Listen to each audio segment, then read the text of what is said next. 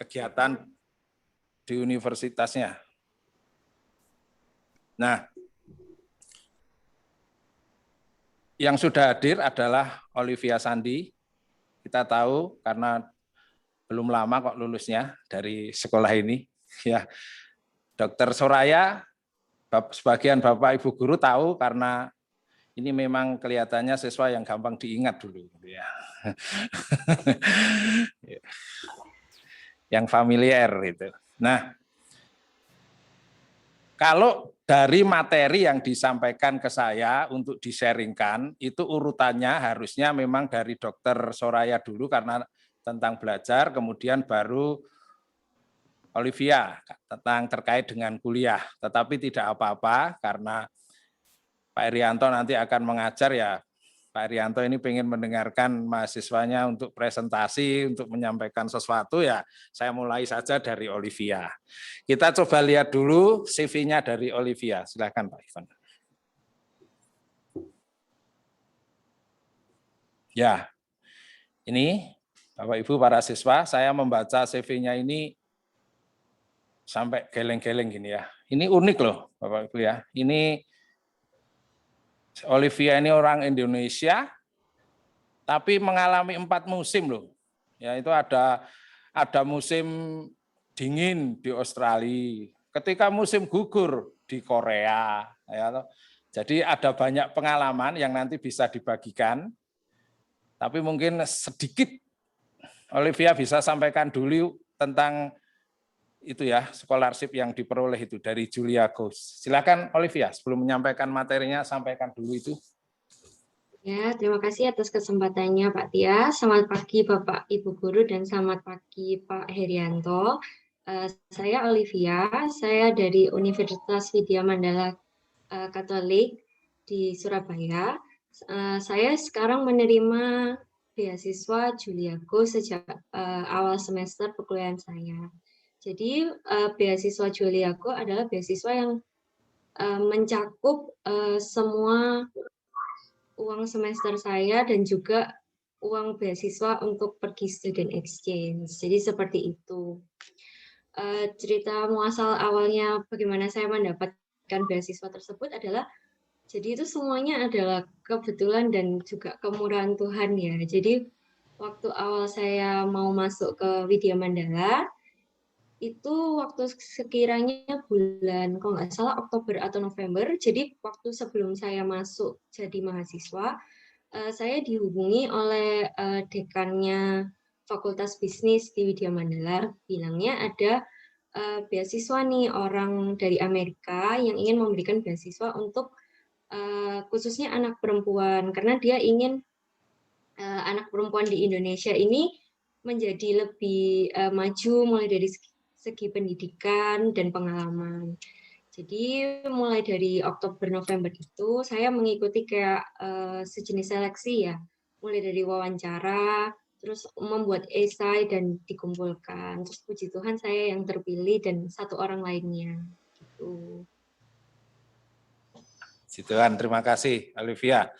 Saya ingat kok itu waktu Olivia ngurus ya dengan mamanya rekomendasi dan sebagainya ke sini itu saya tanya sempat, loh untuk apa ya Bu, kan sudah diterima di Widya Mandala, oh ternyata ada beasiswa yang lain lagi yang lebih menjanjikan itu ya, yang lebih menarik.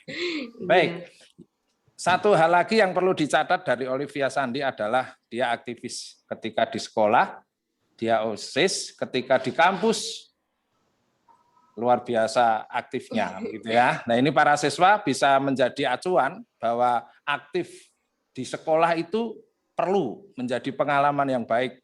Nanti kalau kuliah, aktif di badan kemahasiswaan itu juga sangat diperlukan untuk masa depan terkait dengan pekerjaan dan sebagainya. Begitu ya, Olivia.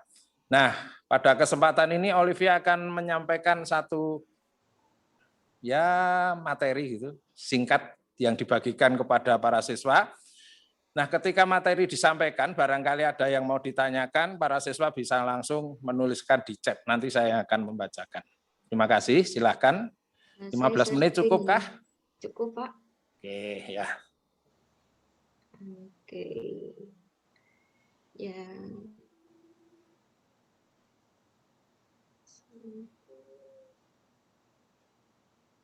Sudah kelihatan belum? Sudah. Sudah kelihatan? Sudah, Olivia, sudah. Sudah, Liv. Ya, oke. Jadi sekarang hari ini saya mau menceritakan tips dan trik saat kuliah.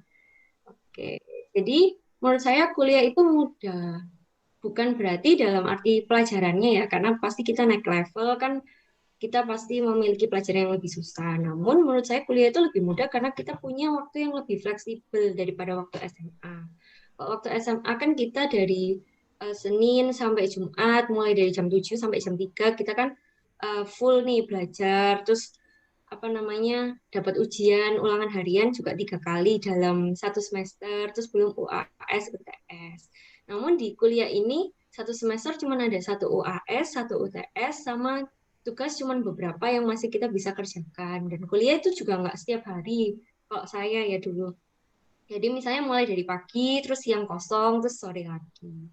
Jadi di waktu yang fleksibel ini kita punya banyak waktu lain untuk memulai-mulai hal baru. Seperti misalnya kayak kita bisa mencari tahu nih, ikut kegiatan, mungkin Ormawa, mungkin juga mencari tahu gimana caranya ikut student exchange, gimana juga menambah koneksi dengan teman-teman. Nah, dari situ kita juga bisa mencari opportunity sebanyak mungkin. Mungkin saya ini termasuk beruntung karena saya mendapatkan beasiswanya sebelum masuk perkuliahan ya. Namun di dalam perkuliahan ini banyak juga beasiswa yang ditawarkan meskipun sudah sampai tengah-tengah kuliah. Kalau nggak salah saya tahunya ada beasiswa Jarum, itu lumayan bisa potongan uang kuliah selama berapa persen gitu. Terus lomba-lomba ini juga menurut saya penting sih, meskipun kita bisa ikut lomba dalam tingkat internasional, nasional, maupun antar universitas ya. Meskipun kesannya awalnya saya itu ikut lomba karena iseng ingin tahu, mencari pengalaman, tapi dari lomba ini saya mendapatkan banyak hal, mulai dari saya itu awalnya ikut lomba debat awalnya di semester 2 kalau nggak salah. Itu nggak nyangka ternyata lomba debat ini bisa membawa saya ke tingkat nasional juga. Jadi saya bisa bertemu dari teman-teman dari bukan dari kampus Widya Mandala, tapi dari kampus seluruh Indonesia. Jadi saya bisa lebih kayak sharing pengalaman. Kan kalau debat itu juga lebih kayak bertukar pendapat ya. Jadi juga bisa mengetahui pendapat orang lain. Terus ketiga ini ada student exchange. Ini yang menurut saya paling menarik sih. Soalnya di Widya Mandala sendiri itu dia punya banyak partner kerjasama dengan universitas lain ya. Dan dia sangat open gitu untuk muridnya. Jadi kayak hampir setiap semester dia menawarkan ini ada student exchange di sini, juga diberitahu kejelasannya sejenis kayak biaya hidup, dan persyaratan lainnya. Ya puji Tuhan saya ini juga suka iseng-iseng apply ya. Dan akhirnya saya keterima 2. Yang pertama di 2019 saya di Australia sama 1 bulan mengikuti July School. Terus yang terakhir ini di 2020 di Korea selama 1 semester. Meskipun dalam pandemi ini tetap masih bisa berangkat, dari juga dukungan sekolah, dukungan partner universitas, saya juga akhirnya bisa melaksanakan student exchange ini. Terus yang terakhir itu seminar. Memang di kampus ini banyak seminar wajib ya. Mungkin banyak orang kesannya seminar ini membosankan, banyak juga yang bilang seminar ini hanya kayak prasyarat. Tapi menurut saya seminar ini menarik sih, karena banyak kayak testimoni-testimoni dari yang sudah sukses, terus kayak jadi membuat saya lebih semangat gitu. Nah, terus tips dari saya itu jangan takut untuk mencoba, karena dengan memberanikan diri, ya opportunity yang akan datang. Misalnya dulu waktu SMA nih saya baru join OSIS itu nyesel sih, baru kelas 11. Kan dari kelas 10 aslinya bisa. Soalnya waktu kelas 10 saya kayak masih takut gitu, gimana ya OSIS atau gimana. Terus akhirnya kelas 11 saya berani mencoba untuk ikut OSIS. Terus akhirnya, oh kok seru ya, banyak banget pengalaman yang saya bisa dapatkan. Begitu juga waktu saya masuk kuliah, saya juga memberanikan diri masuk ke Ormawa, organisasi kemahasiswaan.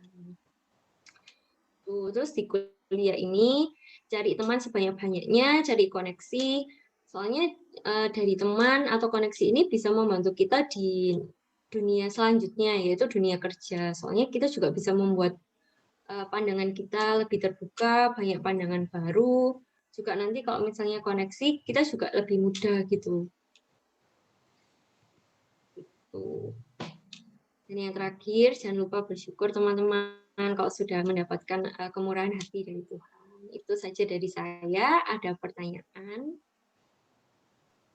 Baik, terima kasih. Ya.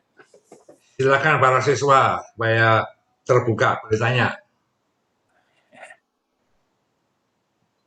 Kalau nggak ada siswa ya mungkin gurunya ya. Ya, nanti kita akan buka sesi tanya jawab nanti setelah Dr. Soraya ya. Tetapi ada hal yang banyak yang harus digarisbawahi gitu ya. Karena ternyata kuliah itu menyenangkan gitu ya, Olivia. Menyenangkan mana dengan SMA, masa SMA?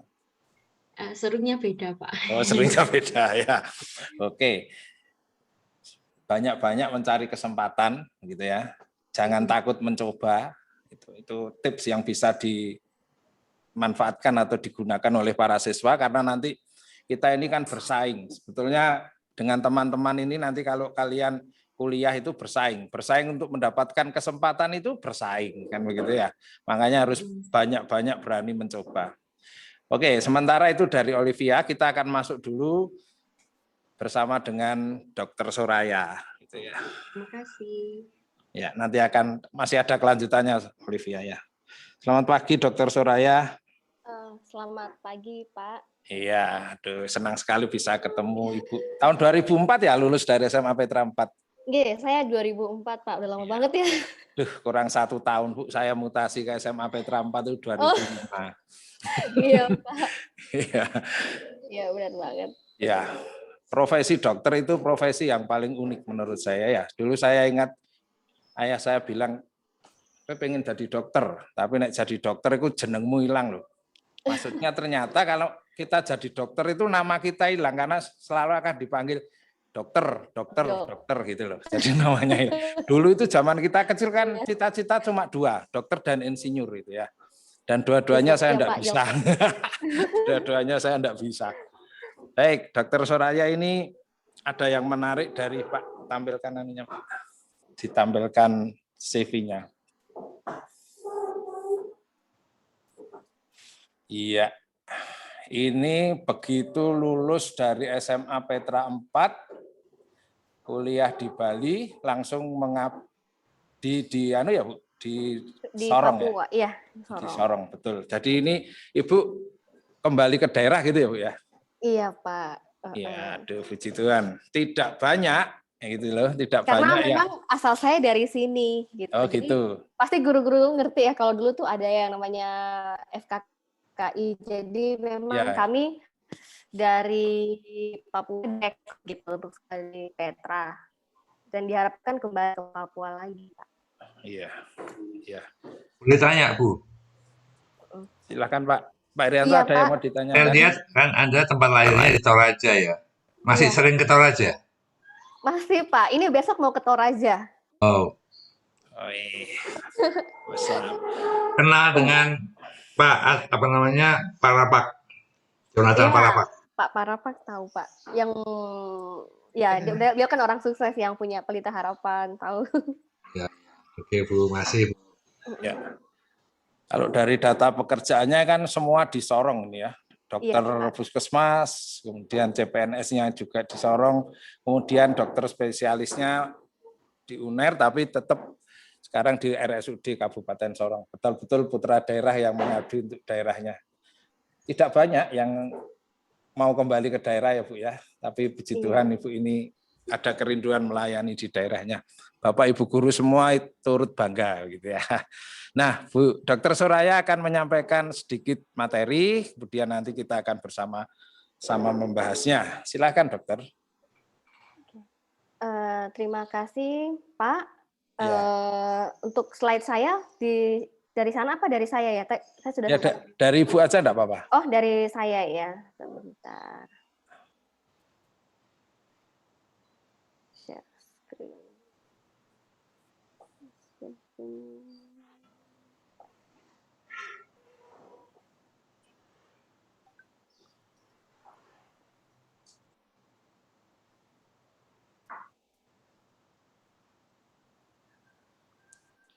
Bentar ya Pak ya, saya Ya, cari. ya. Tadi saya pikir dari sana di-share screen-kan. Buka no email apa ya? Oke. Atau mau di-share-kan dari sini? Nggak apa-apa Pak, ini saya sudah ketemu. Oh ya.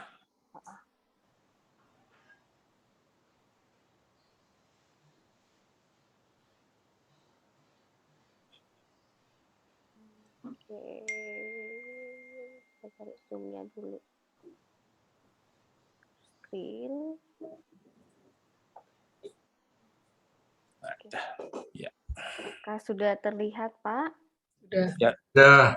Ya.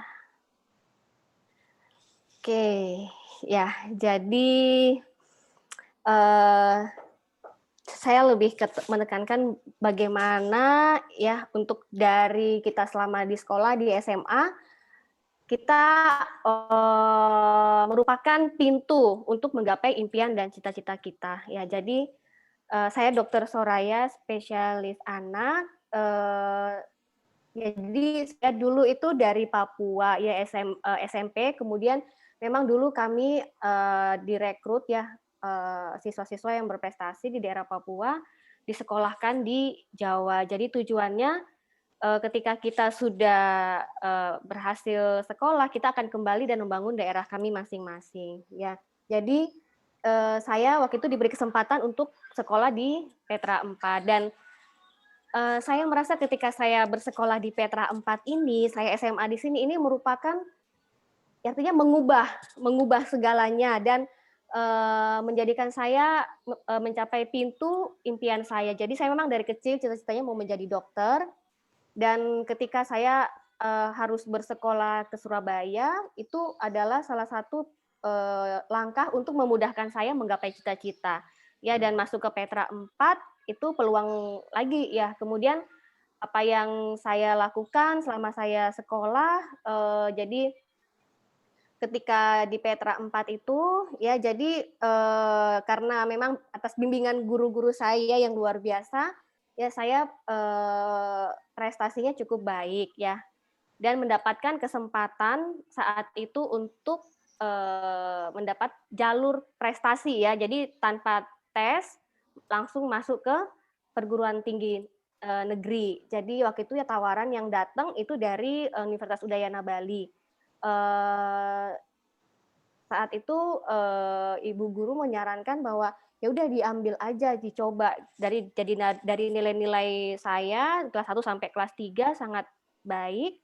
Saya mencoba ya dan puji Tuhan lulus ya. Pasti itu pun lulus karena pastinya mereka melihat sekolah juga ya riwayat jejak sekolahnya seperti apa. Jadi mereka sangat melihat semua itu. Jadi ketika itu terjadi ya itu adalah pintu besar untuk dapat meraih cita-cita saya dan menuju kesuksesan. Ya, kemudian untuk kita menuju kesuksesan, saya rasa selama di SMA pasti banyak tantangannya ya, tantangan pergaulan, masa-masa kita mencari jati diri, ya tantangan. Tapi bagaimana kita harus belajar dengan baik karena menurut saya ya SMA itu adalah menentukan ya kita mau jadi seperti apa ke depannya. Misalnya saya mau menjadi dokter. Kalau di SMA saya nggak belajar dengan baik, belajar dengan cerdas, nanti akan tercapai nggak? Ya kayaknya enggak, karena kan SMA ini akan penjurusan ya, mau ke perguruan tinggi yang mana, terus saya mau ambil di mana, nah itu kan sangat menentukan. Jadi saat itu bagaimana cara saya belajar dengan baik? Ya saya harus menciptakan suasana yang kondusif, artinya fokus belajar atau fokus yang lain. Ya saat itu saya memilih fokus belajar dan fokus pelayanan juga, karena ketika kita belajar dibarengi dengan pelayanan, ada sesuatu kekuatan ya yang Tuhan pasti memberikan kekuatan pada kita untuk terus kita teguh, kita kokoh pada prinsip-prinsip kita, pada tujuan kita ketika kita mengalami masa-masa sulit ya. Saat itu kan saya jauh dari orang tua ya, di usia SMA harus sudah merantau dan harus dididik di asrama, kemudian harus mandiri ya. Itu pasti dengan hidup dekat dengan Tuhan itu sangat memberikan kekuatan buat saya. Ya, kemudian belajar pasti kita harus punya belajarnya kan pasti materinya banyak ya, tapi mana bagian-bagian yang penting yang harus menjadi prioritas. Kemudian membuat catatan dan bahan pelajaran dengan baik. Ya, kemudian pastinya saya juga rajin baca buku karena dulu di asrama saya itu diwajibkan misalnya 1 bulan itu harus belajar membaca berapa buku ya, membaca berapa buku dalam sebulan ya. Jadi rata-rata buku yang saya pelajari itu tips dan trik bagaimana mengingat, memudahkan menghafal. Jadi itu sangat membantu nanti kalau misalkan kita sekolah kedokteran kan harus banyak hafalan ya. Dan kebiasaan membaca buku ini yang puji Tuhan saya tularkan ke anak saya. Jadi saya juga punya target sama dia. Jadi misalkan kamu harus baca berapa buku, nanti setelah ini Bunda kasih reward ke kamu gitu. Jadi membiasakan membaca buku sejak dini itu adalah hal yang baik, apalagi di tengah zaman sekarang ya yang semuanya serba online. Jadi kebiasaan membaca buku harus tetap dibudidayakan. Kemudian belajar dengan tekun dan rutin pastinya. Ya, ciptakan suasana yang kondusif artinya menciptakan suasana yang nyaman, tenang untuk belajar, karena bagaimanapun materi-materi yang masuk ke otak kita kan pasti banyak ya, jadi harus nyaman, terus tidak boleh mengganggu konsentrasi. Jadi menurut saya ketika di SMA ini kita harus menemukan pola belajar kita sendiri. Kita nyamannya belajar seperti apa, karena itu yang akan terbawa ketika kita masuk ke perguruan tinggi, terutama di fakultas kedokteran, karena banyak hafalan, terus belajarnya kita nggak tahu ya, belajarnya itu bisa malam, bisa sampai larut malam, sampai pagi, bahkan mungkin nggak tidur sampai mau menjelang ujian. Nah, ini kita harus punya pola belajar sendiri, jadi sudah harus terbiasa belajar ya. Kemudian ya bisa tahu porsi kita itu seperti apa. Saya kuatnya belajar, saya bisa nggak sistem SKS, sistem kebut semalam selesai. Kalau memang nggak selesai kebut semalam, berarti harus belajar nyicil. Ya sekarang juga SMA kan kalau sudah mau ujian-ujian, berarti harus sudah belajar cicil, nggak bisa belajarnya sistem kebut semalam. Kemudian lihat garis besarnya, jika membaca bahan pelajaran yang baru, jangan langsung kita artinya membaca tapi kita tidak melihat garis besarnya ya, kita pemahaman ya kita lihat sepintas garis besarnya. Kemudian trik belajar juga ya, kalau di kedokteran tuh kan materinya banyak banget, jadi saya mau belajar yang mana ya, kita harus belajar cerdas. Jadi dibuat dulu subjudulnya seperti apa, kemudian kita lihat gambarnya, kemudian kita buat ringkasan-ringkasan yang ada. Ya, kalau misalkan bacaannya panjang-panjang, kita lihat dulu kalimat pertamanya per paragrafnya. Jadi benar-benar belajarnya itu belajar yang cerdas, pakai trik ya. Saya rasa pun di SMA pun sudah mulai seperti itu ya, belajarnya pakai trik. Kemudian membuat catatan intisari dari setiap bahan pelajaran ya. Karena kita harus meringkas materi dari setiap bahan pelajaran ke sebuah catatan yang kecil, itu akan sangat membantu ya. Pastikan apa yang sudah kita tulis itu kita baca, dan mungkin itu catatan kita sendiri, dan itu akan kita hafal. Kalau kita mau ujian ya itu yang kita hafalin lagi ya. Mungkin kita tulis dalam buku kecil atau kertas yang bisa dibawa kemana-mana ya, bisa dibaca dimanapun, kapanpun. Mungkin kita warna-warnain supaya itu terlihat menarik buat kita. Nah, kembali lagi setiap orang mempunyai pola belajarnya masing-masing ya. Berlatih teknik kemampuan mengingat ya. Jadi saya dulu sampai baca buku itu namanya The Sharper Mind. Jadi cara mempertajam ingatan kita karena harus terus diasah ya agar kita lebih mudah mengingat materi. Jadi memang belajar pemahaman, tapi menghafal itu sesuatu yang harus gitu karena kedua konsep ini tidak bisa dipisah. Jadi ketika kita menghafal nggak asal menghafal, ketika kita lebih memahami, menghafal itu akan lebih mudah. Jadi ketika kita paham, sehingga menghafal itu lebih mudah. Kalau hanya hafal tapi nggak paham, tidak akan mudah untuk dihafalkan. Ya. Kemudian belajar dengan tekun dan rutin ya. Belajar tepat waktu, serius ya, akan sangat meningkatkan prestasi belajar. Jadi kalau misalnya sekarang adik-adik ada yang pengen saya mau masuk kedokteran ya, atau pengen masuk perguruan tinggi negeri ya, melalui jalur prestasi, nilai-nilai kelas 1, kelas 2, kelas 3 itu sangat penting. Jadi kalian harus capai misalkan di kelas kalian memiliki peringkat yang baik. Ya, kemudian atau misalkan kalian mau masuk melalui beasiswa di perguruan tinggi negeri atau swasta, jadi nilai itu juga sangat berpengaruh ya. Jadi pastikan sudah punya strategi dari 3 tahun, misalnya saya sekarang kelas 1, berarti sekarang sudah punya strategi, 3 tahun lagi saya mau kemana, mau bagaimana ya. Jangan belajar dengan tergesa-gesa pada hari terakhir sebelum ulangan. Jadi misalnya sekarang udah kelas 3, kelas 2, kelas 1 nggak ditata dengan baik, ya mungkin tidak semudah kalau misalkan kita sudah menata dari sejak kelas 1, kelas 2, nilai-nilai kita dengan baik ya. Ya, jadi sukses itu adalah usaha terus meskipun situasi semakin sulit. Sulit itu artinya di kondisi pandemi saat ini memang sulit. Online belajarnya atau banyak hal-hal sulit yang lain kok makin susah ya, persaingan ya. Tapi tidak ada yang tidak mungkin ketika kita berjuang, bekerja keras dan pastinya berdoa, ya Tuhan pasti buka jalan ya. Ya, tidak ada yang tidak mungkin, semuanya mungkin ya. Kita bisa menjadi seorang pemenang ya. Kalau kita cuma pikirannya gagal, tapi tidak ada langkah ya. Jadi kalau kita rasa kaki kita berat, melangkahlah 1 langkah. Itu sudah awal yang baik ya. Dijalani 2 langkah, 3 langkah, 4 langkah dan akhirnya bisa mencapai tangga kesuksesan kita. Oke, terima kasih, itu saja.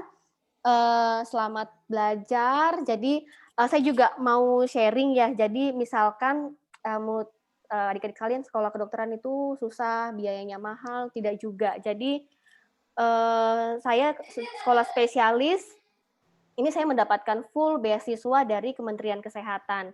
Ya, saat ini itu banyak beasiswa yang tersedia dari Kementerian Kesehatan, dari Kementerian Keuangan, itu kepada dokter-dokter yang memang mau mengambil sekolah spesialis. Ya, jadi kemarin saya setelah PTT itu adalah pengabdian di pedalaman, ya di tempat pedalaman. Kemudian saya bersama suami kami mengajukan, ya kami tes di UNER.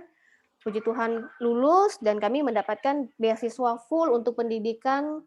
Semua full ya, dari ada biaya hidup, biaya sekolah, biaya buku, semua uang sekolah ditanggung untuk beasiswa dokter spesialis saya dan bersama dengan suami gitu. Jadi awalnya memang sulit ya, harus berjuang bersama, ada juga habis melahirkan, anak masih kecil ya.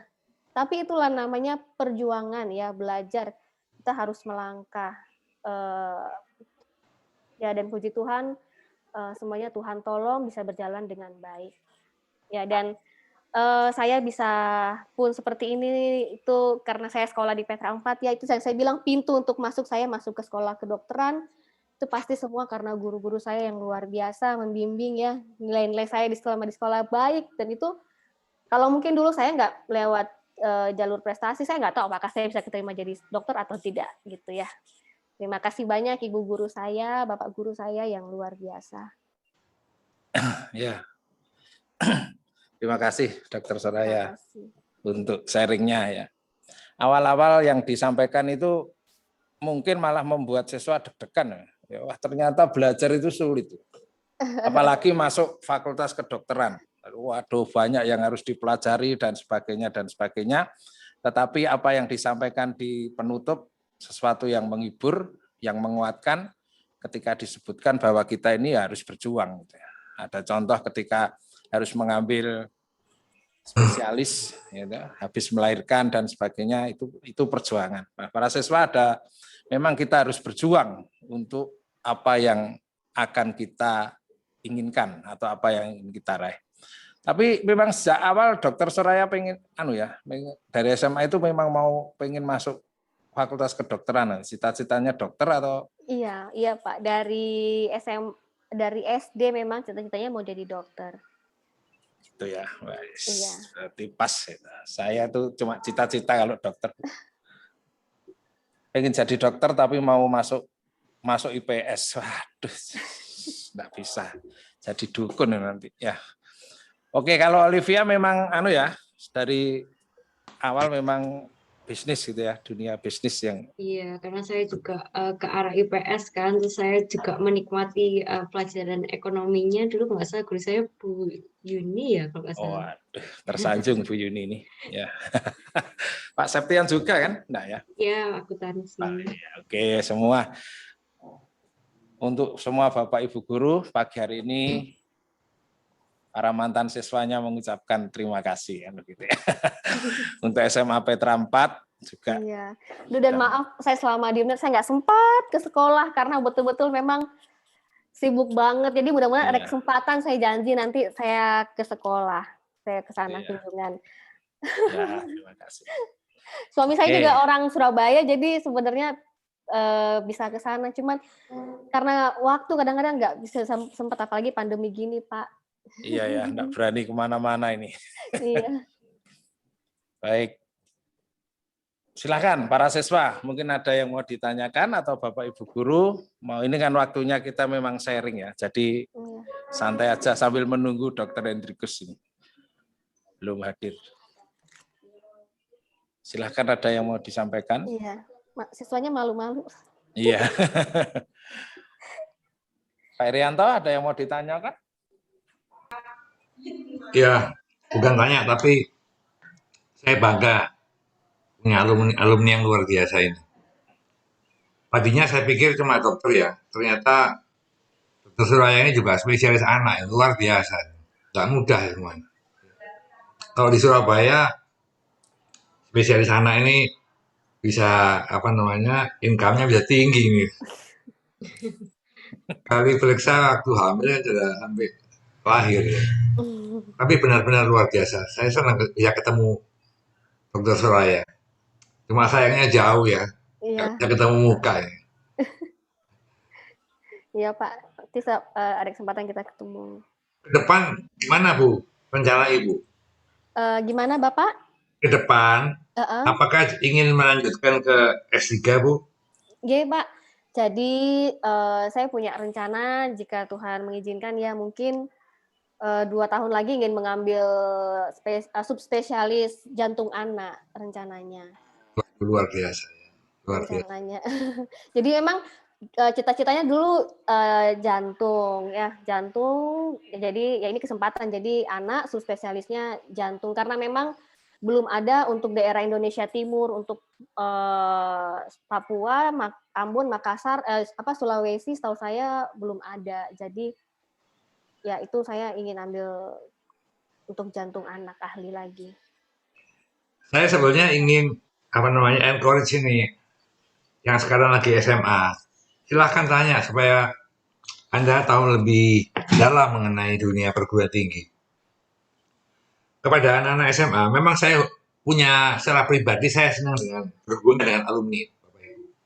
Beberapa alumni, salah satunya barusan kirim berita ke saya. Dia di Perancis, barusan ini magang di Kedutaan Besar Perancis di Paris ini. Jadi anak ini juga kebetulan, saya nggak kenal dia itu. Saya diundang ke acara ulang tahun kemerdekaan Perancis beberapa waktu yang lalu ya. Lalu ada satu orang anak laki-laki mendekati saya. Pak, dari Petra ya Pak? Tuh, kok tahu? Anda siapa? Dia bilang, saya siswa SMA Petra Pak. Saya mau berangkat ke Perancis ini. Ya. Dan sebentar lagi saya diminta naik ke panggung. Tolong bawa maju ya Pak. Gitu. Nah, anak ini namanya Ken namanya. Ken. Sampai sekarang dia kontak terus. Dia lagi belajar di sebuah universitas di Perancis. Dan kalau ada perkembangan baru, dia sering kontak saya. Beberapa mahasiswa memang yang alumni juga sering kontak. Saya mohon juga nanti kalau punya kesempatan yang sudah alumni ini bisa kita tetap keep kontak Bu. Siapa tahu lain kali kita bisa saling ada benefit ya dan kita lebih baik. Terima kasih Pak. Mungkin yang penting anak-anak siswa SMA aja Pak. Kalau anak-anak ini pemalu Pak, nanti ngikuti. Nah, nanti masih ada yang muncul nanti setelah gurunya ini. Mungkin dari Bapak Ibu guru dulu ya yang mengajar. Anak saya mau tanya Pak Tias, Cristiano Ronaldo. Oh ya, silakan. Cristiano, ya ini bisa dimuncul. Silakan. Videonya bisa jadi share ya videonya supaya bisa lihat. Ya, ini Cristiano Ronaldo. Nah, ini. Ya, Silakan. selamat pagi Pak. Dan ya Bu Dokter, dan ya ini saya manggilnya apa ya ini? Kak Olivia ya? Iya. Aduh. Ya jadi gini, saya mau bertanya ke Kak Olivia dulu ya. Boleh. Ini kan basicnya kuliah ya Kak ya. Ini kan basicnya kan nentuin jurusan, nanti kan nentuin jurusan kerja juga ya Kak ya. Nanti kakak lulus mau kerja di mana gitu ya Kak ya. Nah, pertanyaan saya, jika kuliah yang kakak ambil itu tidak sesuai nanti dengan pekerjaannya bagaimana? Jadi meleset gitu kan, kebanyakan orang, semisal ya ada yang kuliah IT gitu ya, tapi nanti kerjanya itu jadi pembisnis gitu, kerja sendiri gitu. Bagaimana? Menurut saya itu nanti akhirnya kalian mau bekerja jadi apa itu kan sama-sama nggak ngerti kan. Jadi misalnya saya IBM, tahu-taunya jadi pengusaha atau jadi entrepreneurship sendiri kan kayak mungkin agak nggak nyambung gitu ya. Tapi menurut saya itu nggak apa-apa karena kenapa? Yang kamu dapatkan di kuliah, pelajaran yang kamu kuliah itu pasti nggak 100% kamu gunakan di dunia kerja. Namun pengalaman-pengalaman yang kamu dapatkan di perkuliahan sendiri itu yang bisa membantu kamu survive di dunia kerja gitu. Jelas sama. Boleh dokter ya mesti sama. Kalau yang bisnis nggak apa-apa. Jadi memang tidak selalu begitu ya, tidak selalu kita ini bekerja sesuai dengan apa ya bidang ilmu yang kita lulus di satu fakultas atau jurusan tertentu, karena satu fakultas atau jurusan tertentu itu kan banyak gitu ya, banyak yang dipelajari gitu ya Olivia maksudnya ya, sehingga kita bisa terbuka untuk bekerja di mana saja. Kecuali dokter loh, kalau dokter ya harus jadi dokter kan gitu ya dokter saya. Iya. Harus jadi dokter. Tapi kalau bisnis bisa buka sendiri, bisa ikut belajar dulu ikut orang, nah baru nanti. Ini ada gitu ya Cristiano, ada lagi pertanyaan? Ke Dokter Soraya ada? Saya boleh bertanya ke Pak Tias saja. Gimana? Saya boleh bertanya ke Pak Tias saja, cuma ingin memastikan aja Pak. Oh ya. Waduh. Oh, bukan Pak. Ya gini Pak, sepengetahuan saya ya Pak ya, banyak anak yang remaja yang di Indonesia ya Pak, sekolah SMA ya Pak ya, bahkan tidak lulus SMA Pak, dia itu nggak mengambil kuliah ya Pak ya. Ini saya khususkan untuk jurusan ya seperti IPS ekonomi aja ya Pak ya, bukan IPA ya Pak. Nah, tapi dia itu bisa sukses Pak, tidak kuliah itu Pak. Apakah sebenarnya kuliah itu penting atau tidak Pak? Karena saya lihat-lihat itu kebanyakan kok nggak kuliah tapi kok bisa sukses gitu loh. Kayak contohnya aja ya Pak ya, yang punya PT kayak PT Ciputra itu loh Pak, Pak Ciputra itu Pak. Iya. Terima kasih Pak. Oke. Itu ditanyakan ke saya ya. Waduh, angel ya. Ini loh ya. ada memang yang orang yang tidak sampai kuliah sukses. Sekarang ini ya banyak ya. Tetapi seberapa banyak gitu ya? Ada seberapa banyak orang yang seberuntung itu gitu ya. Kalau sekarang kita lihat sebaliknya, ada juga kok sarjana yang masih bingung belum kerja gitu. Nah, yang sarjana saja sekarang bersaing juga sulit untuk mendapat pekerjaan. Kita ini kan juga tidak tahu, ya kamu juga tidak tahu nanti kamu akan bagaimana. Jadi alangkah baiknya ya kita melengkapi diri kita ini dengan banyak kemampuan, gitu ya, banyak skill. Ya, kuliah itu menjadi salah satu cara untuk melengkapi kemampuan kita. Nah, kita bisa mengembangkannya ketika kita kuliah. Sekarang ini banyak anak yang SMA saja sudah bisnis online-nya maju kan gitu ya. Mungkin nanti dia enggak kuliah. Tetapi kita tetap berkewajiban mengumpulkan gitu ya. Untuk diri kita itu banyak keterampilan, banyak skill untuk masa depan kita. Karena kita tidak pernah tahu kita itu nanti mau sukses di mana gitu. Kan harus mencoba. Tadi Olivia bilang harus mencoba, harus berani mencoba. Olivia berani banyak meng-apply gitu ya untuk bisa ke mana Korea, untuk bisa ke Australia dia apply, untuk dapat beasiswa dia mencoba. Dokter Soraya untuk mendapatkan spesialis ya mungkin dokter Soraya juga waktu itu belum memikirkan. Yang penting ini dokter dulu, dokter umum mengabdi dulu. Nah, baru ada beasiswa, ambil kan seperti itu ya Kristiano ya. Jadi tetap harus punya keinginan untuk menambahkan gitu ya skill kita, kemampuan kita. Oke. Ini ada pertanyaan lewat chat. Saya akan bacakan dulu. Ini dari Mem Edi nih ya. Medi untuk Olivia dan Dr. Soraya.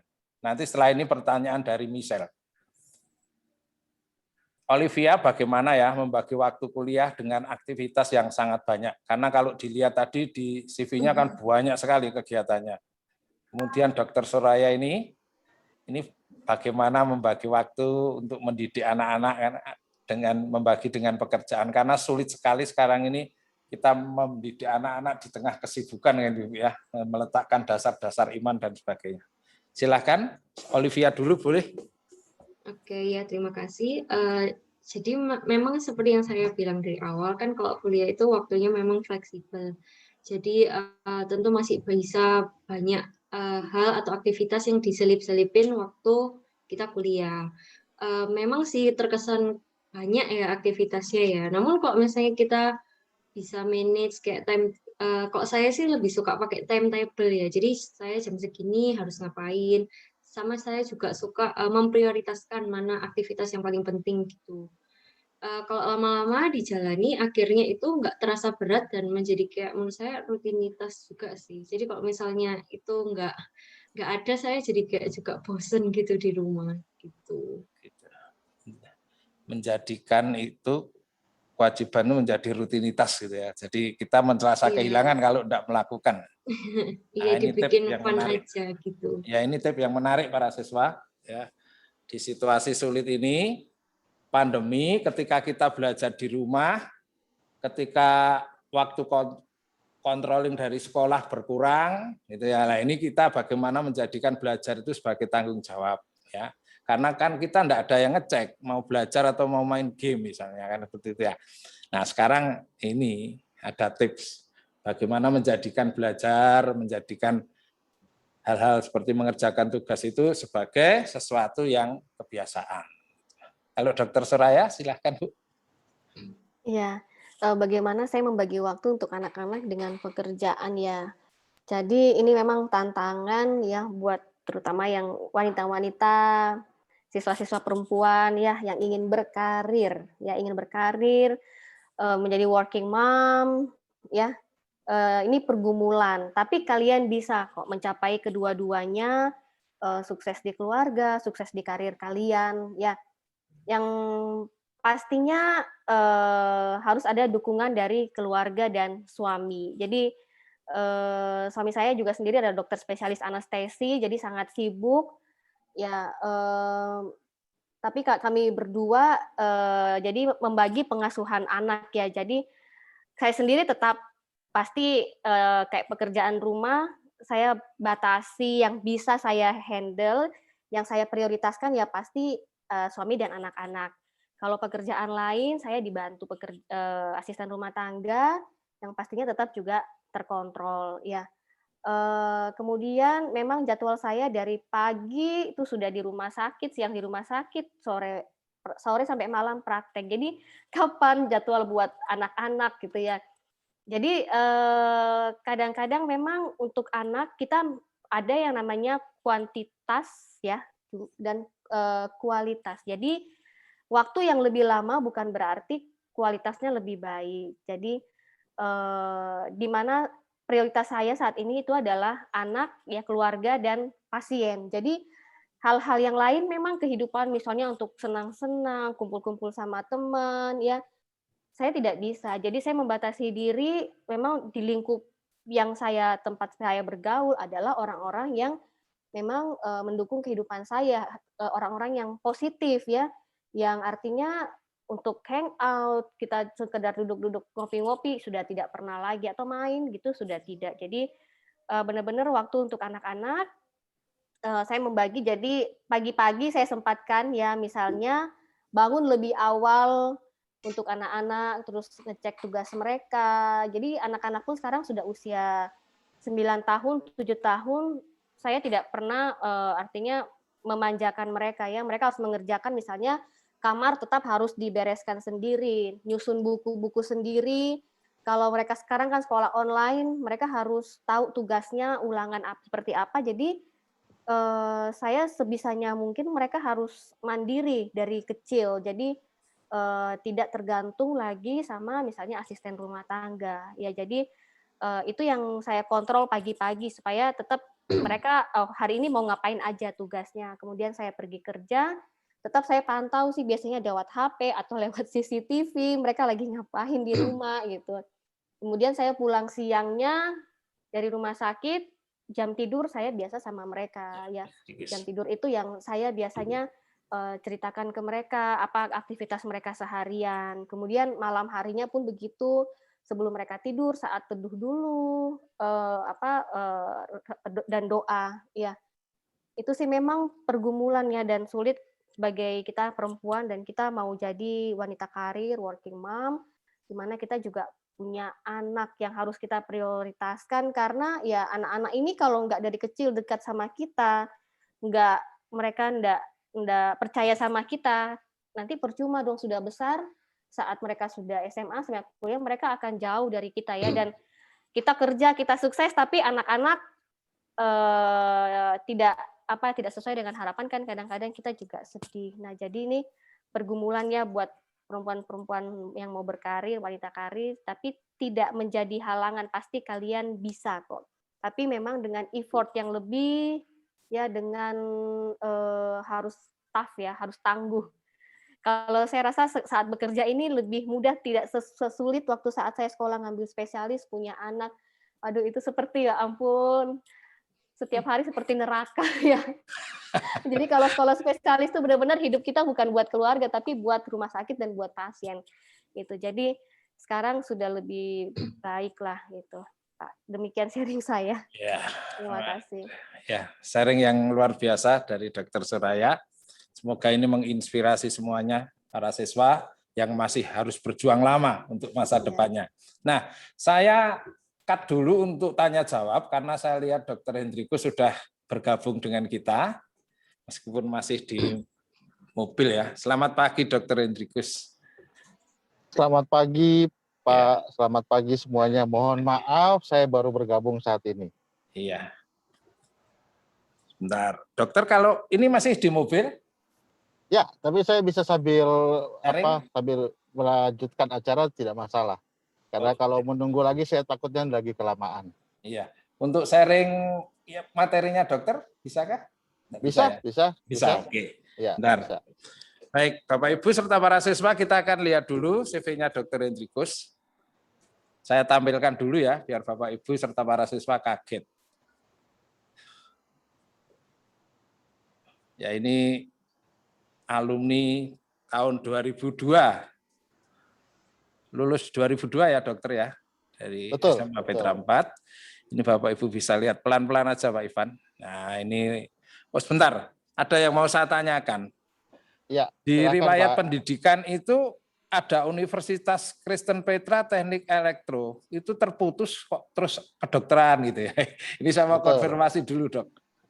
Betul. Jadi memang saya jawab aja singkat. Setelah lulus SMA Petra 4 itu, ya puji Tuhan saat itu beasiswa saya dilanjutkan. Tapi untuk mengambil jurusan teknik elektro di teknik industri UK Petra.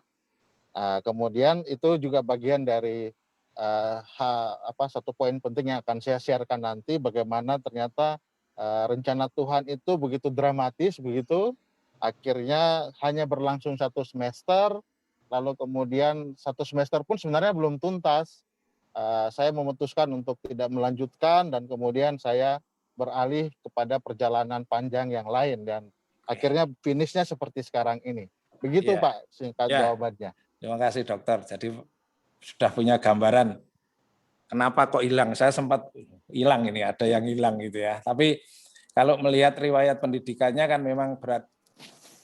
Ini dokter semua, dokteran, kemudian S2-nya kimia, biokimia, dasaraf, dokter spesialisnya, kemudian dokteralnya ilmu kedokteran. Nah, Bapak Ibu, Dokter Hendrikus ini punya banyak catatan gitu ya. Untuk CV-nya mungkin Pak Ivan bisa tunjukkan dulu. Saya tidak usah baca satu-satu, tapi ya ini untuk riwayat pekerjaan. Terus Pak Ivan, terus. Nah, ini riwayat pendidikan pengalaman penulisan artikel saya hitung itu 20 untuk yang di-share-kan ya, di banyak sekali. Nah, ini kapan tidurnya ya dokter ya ini ya? Kalau gini nih. Saya tidur terus, Pak. Ini banyak sekali nih. Tapi yang membanggakan ya, ternyata maksud saya gini loh, ada ya yang sampai detail gini, banyak sekali. Workshop, pengalaman mengikuti pendidikan tambahan, dan sebagainya. Oke, Bapak Ibu serta para siswa, mungkin bisa ditutup. Nah, saya memberi kesempatan dulu Dr. Hendrikus untuk menyapa guru-gurunya dulu. Pak. Ya. Terima kasih Pak. Aduh, sebenarnya saya mau berbicara ini agak sedikit bergetar karena bagaimanapun saya melihat beberapa, tadi saya masuk langsung saya coba men-search ke belakang, ternyata beberapa guru yang sempat saya masih temui dan menjadi salah satu menjadi orang-orang yang turut berkontribusi di dalam pendidikan saya waktu SMA, dan ya yang harus saya syukuri yang membuat saya seperti saat ini juga, ya itu masih ada beberapa yang saya lihat, ada Ibu Chandra, ada Bu Enik, kemudian ada Bu Erlin, saya lihat lagi ada beberapa tadi saya mungkin tidak bisa menyebutkan namanya satu persatu. Pak Joni, Pak. Pak Joni, itu salah satu guru yang sudah menganjurkan saya untuk hidup sehat, tapi kemudian saya gagal menjalaninya karena sudah jarang berolahraga begitu. Kemudian ada beberapa yang lain yang salam sehat buat semuanya. Terima kasih, puji Tuhan semuanya masih umur panjang, masih sehat, saya masih bisa menyapa para guru saya, termasuk guru-guru yang mungkin belum saya temui saat itu, yang kemudian setelah lulus baru bergabung ke Petra 4. Ya, selamat pagi semuanya. Salam sejahtera buat kita semua. Semoga kita semua sehat selalu di masa yang akan datang. Terima kasih, Pak. Terima kasih, Dr. Hendrikus. Senang sekali ya para guru bisa melihat, ketemu dengan mantan muridnya yang sekarang mengabdikan dirinya. Ini Bapak ini akademisi juga berarti ya Pak ya sekarang ya? Betul, saya itu sebenarnya murni akademisi sebenarnya. Awalnya saya diangkat jadi pegawai itu sebagai dosen Pak. Lalu kemudian ya karena profesinya mengikat dan mengikuti, maka kemudian itu menjadi satu. Artinya tetap tugas saya di kampus tetap berjalan, tugas untuk sebagai dokter spesialis juga berjalan, tugas untuk pengabdian dan penelitian juga tetap berjalan. Puji Tuhan. Makanya tadi saya tanya tidurnya kapan ini? Oh, dalam semua tugas itu selalu tidur saya, Pak. Iya, terima kasih. Mungkin Dr. Hendrikus bisa menyampaikan materinya, sharing materinya. Tadi saya sudah sempat baca itu. Oh, boleh. Baik, Pak. Saya coba Memotivasi share semua saya. nanti. Ya. Ini sebenarnya sih bukan mengajarkan, tapi sebenarnya saya pengen cerita saja. Iya. Lalu kemudian mungkin di dalamnya ada beberapa hal yang bisa kita ambil, terutama adik-adik saya bisa ambil sebagai bagian dari apa namanya yang bisa.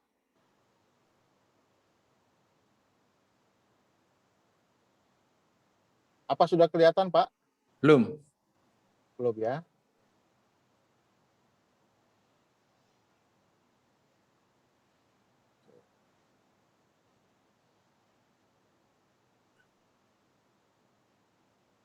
Tak share sebagian itu. Tak lebokin yang emailmu ya. Bukan ya, sekokuno ya. Atau kami share dari sini, Pak? Agak. Bentar. Sudah bisa, Pak. Oh ya, betul. Ya, baik. Ya, selamat pagi semuanya. Selamat pagi para guru-guruku yang saya hormati dan saya bersyukur sama Tuhan karena masih bisa menyapa para guru sekalian, juga para adik-adik di SMU Kristen Petra 4. Salam kenal, salam hormat untuk kita semua. Semoga kita semua dalam keadaan sehat. Ini sebenarnya bukan mau mengajarkan, tapi ini paling tidak hanya share pengalaman perjalanan hidup saya di mana Petra 4 menjadi salah satu bagian di dalamnya. Saya akan mulai dengan slide saya ini. Ya, ini kurang lebih salah satu kata-kata yang sejak awal betul-betul sangat berpengaruh dalam kehidupan saya. Ini adalah ucapan dari ibu saya yang sudah meninggal tahun 2017 lalu. Saat itu dalam satu momentum, dalam satu peristiwa, ibu saya sempat mengatakan spontan seperti ini, tapi itu sangat membekas dan sangat mempengaruhi kemudian perjalanan hidup saya begitu. Dalam satu peristiwa di pagi hari, ibu saya itu pernah bilang, "Nak, kamu sekolah, nak." Karena menurut ibu saya waktu itu bahasa dia adalah hanya pendidikan yang akan mengubah nasibmu. Terus terang saja memang dalam perjalanan hidup saya dan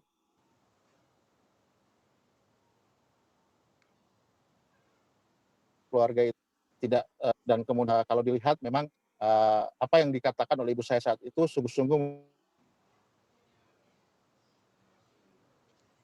mempengaruhi kehidupan saya kemudian. Cukup susah saat itu sehingga kadang-kadang kami harus hidup dalam suatu kondisi yang sangat-sangat terbatas dan kemudian ibu saya menasihati seperti ini bahwa menurut beliau pendidikanlah yang akan mengubah nasib kami. Ya, ini kira-kira suatu landasan awal yang cukup mempengaruhi hidup saya kemudian. Nah, singkat cerita, dalam perjalanan hidup saya SD dan SMP itu semuanya di Jayapura. Lalu tahun 99 kebetulan ada satu lomba yang diselenggarakan oleh Forum Komunikasi Kristiani Indonesia. Saat itu lombanya lomba matematika, kurang lebih begitu, logika matematika. Kami disuruh ikut mewakili SMP saya, SMP Negeri 3 Jayapura. Rupanya dari bagian dari lomba itu rupanya memang disiapkan suatu mekanisme untuk bisa kemudian menyeleksi beberapa anak-anak dari kawasan timur Indonesia, saya salah satunya. Dan dari Jayapura itu kami berenam, ditambah dengan daerah Kupang, Nusa Tenggara Timur, dan akhirnya kami totalnya 9 orang. Untuk kemudian disekolahkan oleh FKKI di SMU Kristen Petra 4 Sidoarjo. Nah, ini foto penampakan saya zaman itu, Pak. Zaman masih muda, masih ganteng-gantengnya begitu, masih kurus, masih kurang gizi begitu ya, kurang lebih. Nah, ini foto saya dan teman-teman saya yang menjadi angkatan pertama dari program beasiswa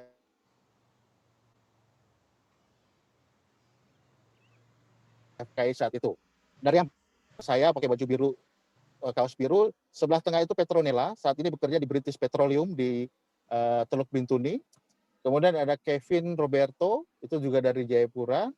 Ada Sevian, ini perawat, saat ini bekerja di Kupang.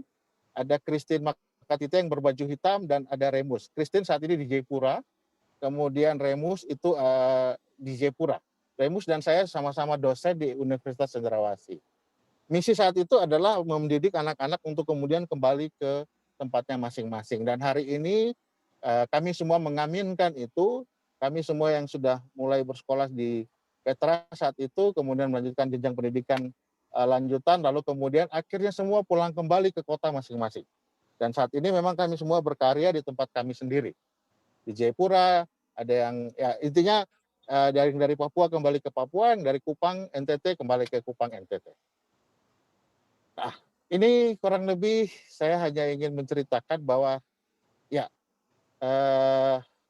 foto SMA saya saat itu berbaju SMA itu SMA Kristen Petra 4. Ya. Kemudian S1 saya di FK Unpad tahun 2003. Saya menambahkan sedikit informasi saat itu bahwa memang tahun 2002 itu saya sempat melanjutkan kuliah di UK Petra. Lalu kemudian ada satu mata kuliah yang kemudian pada saat UTS itu ternyata saya mendapatkan nilai yang kurang baik begitu. Mata kuliahnya cuma satu SKS, tugasnya adalah menggambar teknik. Nah, saya harus menceritakan ini karena saya ingin ada satu poin penting di sini. Singkat cerita adalah karena nilainya kurang baik, saya merasa bahwa saya kok kayaknya kurang layak begitu ya, melanjutkan pendidikan di Fakultas Teknik. Karena toh untuk menggambar teknik pun saya tidak mampu begitu kurang lebih. Itu sangat mempengaruhi saya. Lalu kemudian saya mendengar ada suatu program dukungan beasiswa untuk putra daerah Papua yang bisa melanjutkan pendidikan kedokteran. Nah, lalu kemudian singkat cerita saya tertarik dengan program itu, saya coba menawarkan diri ke sana. Nah, awalnya belum fix masuk ke Fakultas Kedokteran karena setelah kami coba beberapa kali di Fakultas Kedokteran Unair, saat itu tidak diterima, di Unbrau tidak diterima. Nah, saat itu saya memutuskan secara tegas begitu bahwa saya harus mengundurkan diri dari UK Petra. Nah, hari ini saya setelah menjadi seperti saat ini, saya memahami bahwa rupanya itu menjadi salah satu poin penting yang memang sudah diatur oleh Yang Kuasa untuk membuat saya dan memulai perjalanan karir saya seperti saat ini. Poin pentingnya adalah memang situasinya cukup dramatis saat itu. Karena seharusnya kalau mengundurkan diri dari program beasiswa kawasan Timur Indonesia di UK Petra itu, harusnya saya pun mengganti biaya yang sudah dikeluarkan. Nah, untung baik ya tidak sampai ke sana. Akhirnya saya mengundurkan diri baik-baik, NPM saya dihapus, lalu kemudian saya berangkat ke Bandung dan mencoba peruntungan saat itu untuk masuk ke Fakultas Kedokteran di Universitas Padjadjaran. Di tahun berikutnya, kemudian tahun 2003, saya masuk Fakultas Kedokteran, tidak terlalu superior, saya lulus terlambat 1 semester, kemudian lulus tahun 2010, jadi pendidikan kedokteran saya kurang lebih 7 tahun, 6,5 tahun lebih, ya. Kemudian saya memutuskan karena kebetulan saya suka kimia, nah ini ada salah satu guru saya yang cukup membuat saya selalu teringat dan tersenyum. Bu guru kimia saya waktu SMA itu adalah Bu Tri. Nah, itu adalah salah satu guru kimia yang menjadi favorit kami saat itu. Saya penasaran kok ada satu bidang ilmu yang kurang lebih menyentuh ke bidang kedokteran, tapi kemudian mempelajari suatu basic science gitu. Nah, akhirnya saya memutuskan untuk melanjutkan pendidikan saya di S2 di program biokimia di Institut Teknologi Bandung saat itu. Saya masuk 2010, kemudian lulus tahun 2012. 2012 saya lulus bulan Juli, bulan Agustus, kemudian bulan September saya masuk ke dalam jenjang yang baru, memperistri pasangan hidup saya yang kebetulan juga alumni FKKI angkatan yang kedua dan juga alumni SMU Kristen Petra 4. Saat itu sudah menjadi istri saya dan menjadi ibu dari anak-anak saya. 2012 saya pulang kembali ke Papua dan 2010 sudah diangkat sebagai dosen di FK Uncen. Karena saat itu mereka membutuhkan staf bidang biokimia. Kemudian 2012 sampai 2014 saya mengabdikan diri full mengajar sebagai dosen di FK Uncen. Dan kemudian 2015 awal saya diterima di program pendidikan spesialis bedah saraf di FK Unpad. Kembali lagi ke Bandung. Saya mulai pendidikan di FK Unpad spesialis bedah saraf itu 1 Maret. Kemudian di tahun berikutnya ternyata saya memperoleh satu kesempatan yang menurut saya sangat berharga.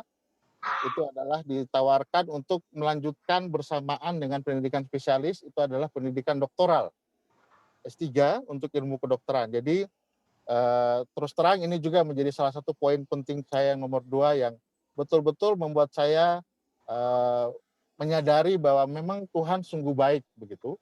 Ketika memang ya kita berusaha untuk hidup berada di jalurnya. Mudah-mudahan demikian. Nah, kemudian 1 Februari tahun 2016 saya memperoleh kesempatan untuk pendidikan doktoral bersamaan dengan pendidikan spesialis.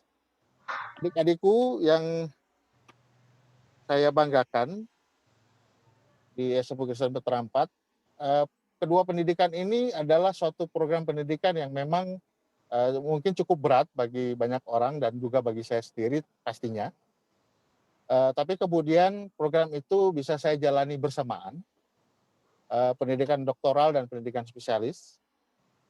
Berbeda 1 semester, dalam perjalanannya juga pada saat lulus pun berbeda 1 semester. Tidak mudah, tidak susah juga, tapi memang butuh motivasi yang kuat, butuh effort yang kuat, butuh kedisiplinan yang kuat untuk bisa menjalaninya.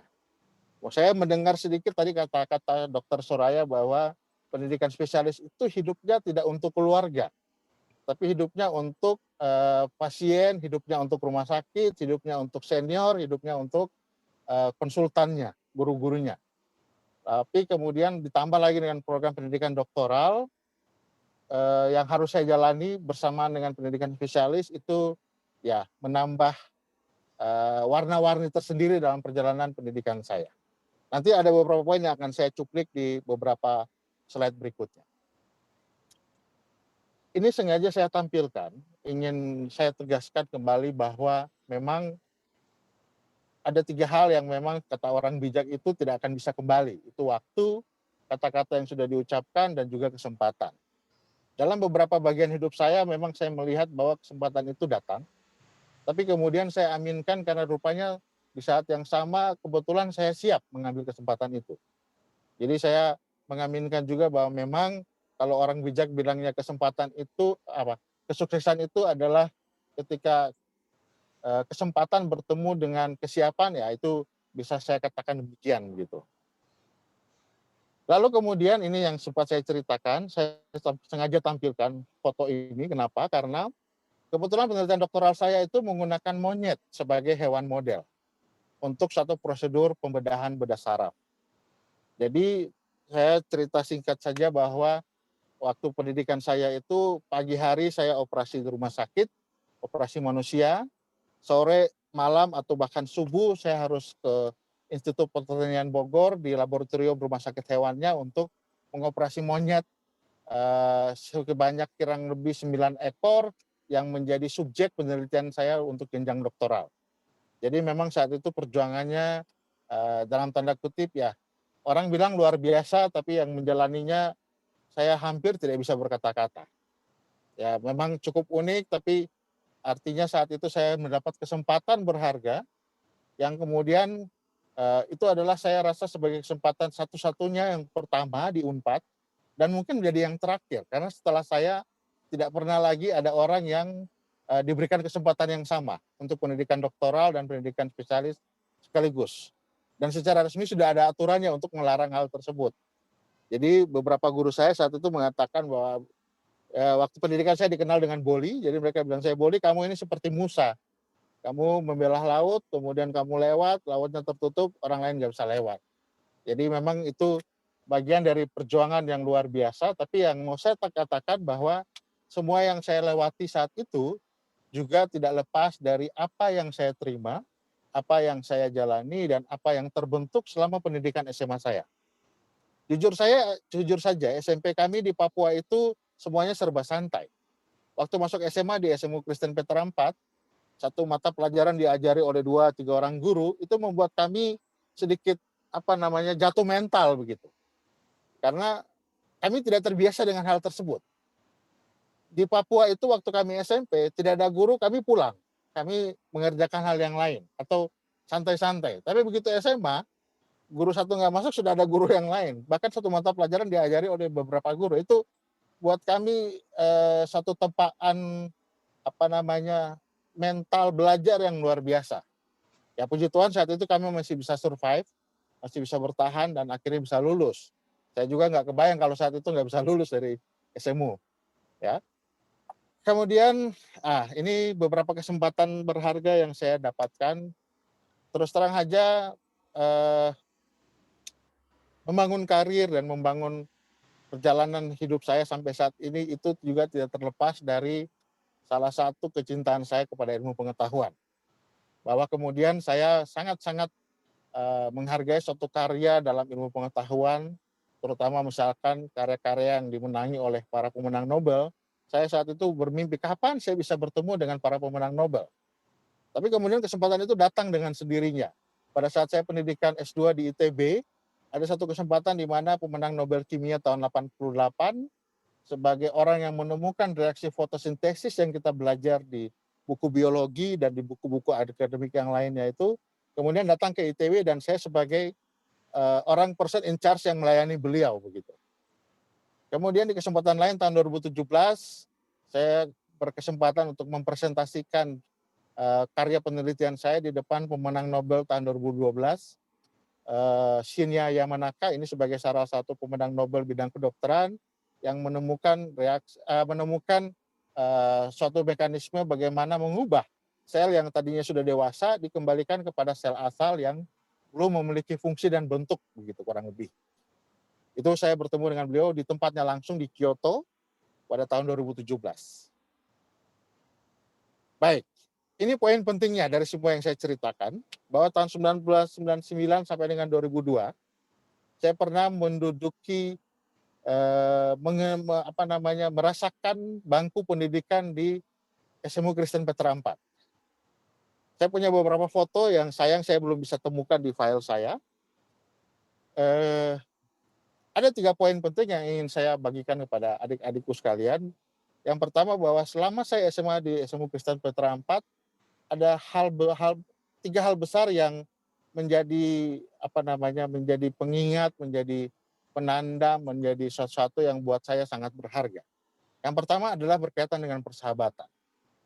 Kami dulu tinggal di asrama juga berbaur dengan teman-teman yang lain. Beberapa sahabat saya bahkan masih kontak sampai dengan saat ini waktu SMA. Tapi kemudian persahabatan yang saya alami selama SMA itu adalah suatu bentuk persahabatan yang unik. Dan ya kalau dibilang penuh dengan motivasi, penuh dengan cerita, itu luar biasa banyaknya. Ada salah seorang sahabat saya yang pada saat saya berada pada kondisi kritis begitu, pada saat saya SMA, itu mengatakan bahwa kamu nggak usah khawatir bahwa layaknya sebuah anak panah itu ditarik sedikit ke belakang untuk melesat lebih jauh.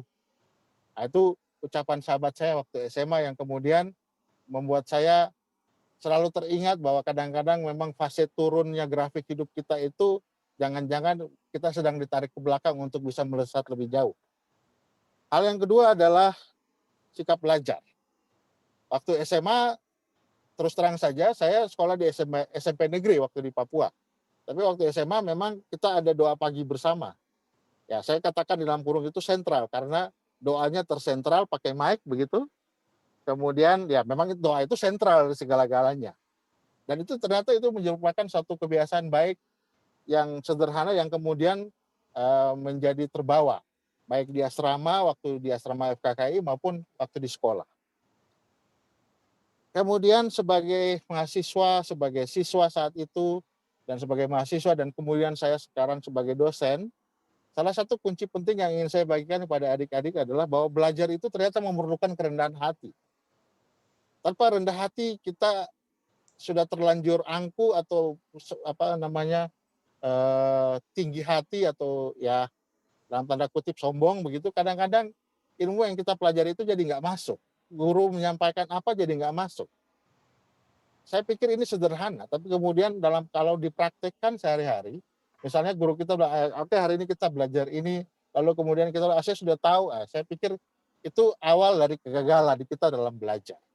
Karena biasanya terjadi blocking, terjadi mekanisme tidak bisa menginput informasi itu kemudian kepada memori kita, lalu kemudian itu tidak menjadi apa-apa di dalam proses pembelajaran. Jadi menurut saya kunci keberhasilan dalam belajar juga adalah kerendahan hati. Yang ketiga pasti adalah motivasi, dan yang keempat adalah semangat. Kembali kepada motivasi ini, di saat-saat tertentu memang selalu saya mengingat ucapan ibu saya yang saya tampilkan di awal tadi. Karena itu sangat berpengaruh besar pada saya. Dan yang terakhir adalah di Petra 4 juga, di beberapa momentum saat itu saya sempat didorong, diberi kesempatan untuk kemudian mengikuti mewakili sekolah dalam beberapa lomba. Di antaranya lomba kimia, lomba fisika, dan ini kebetulan salah satu yang pernah saya ikuti dan saya menang, itu adalah lomba fisika, rally fisika di UK Petra. Kebetulan saat itu kami juara 3. Ya, dan ini salah satu kenangan saya bisa mempersembahkan salah satu piala yang ada di lemari kaca begitu yang ada di SMU kita saat ini. Ya, banyak orang, banyak individu, banyak orang yang memang sudah dipersiapkan Tuhan yang kemudian itu berpengaruh di dalam hidup kita. Ibu Chandrawati Cuaca itu adalah wali kelas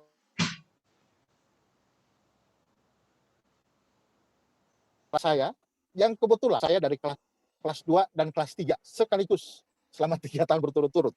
Foto yang saya tampilkan ini adalah foto di mana saya ketemu dengan Bu Chandra itu secara tidak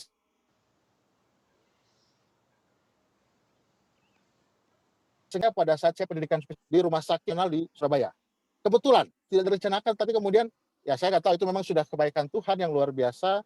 Momentum itu kami bertemu di salah satu ruko yang menjual gudeg begitu, saya makan di situ dan kebetulan ibu juga hadir di situ dan akhirnya saya menyapa beliau. Ya, saya cukup terharu mengingat beliau karena beliau selama 3 tahun berturut-turut menjadi menjadi satu-satunya wali kelas saya. Artinya selama saya kelas 3 tahun di SMA saya nggak pernah ganti wali kelas. Dari kelas 1, kelas 2, dan kelas 3. Ada beberapa guru termasuk kepala sekolah yang saat itu berada pada masa saya sekolah itu Bu Kanisia. Kemudian ada Pak Paulus, Pak Tantang, ada Bu Erlin, dan ada Pak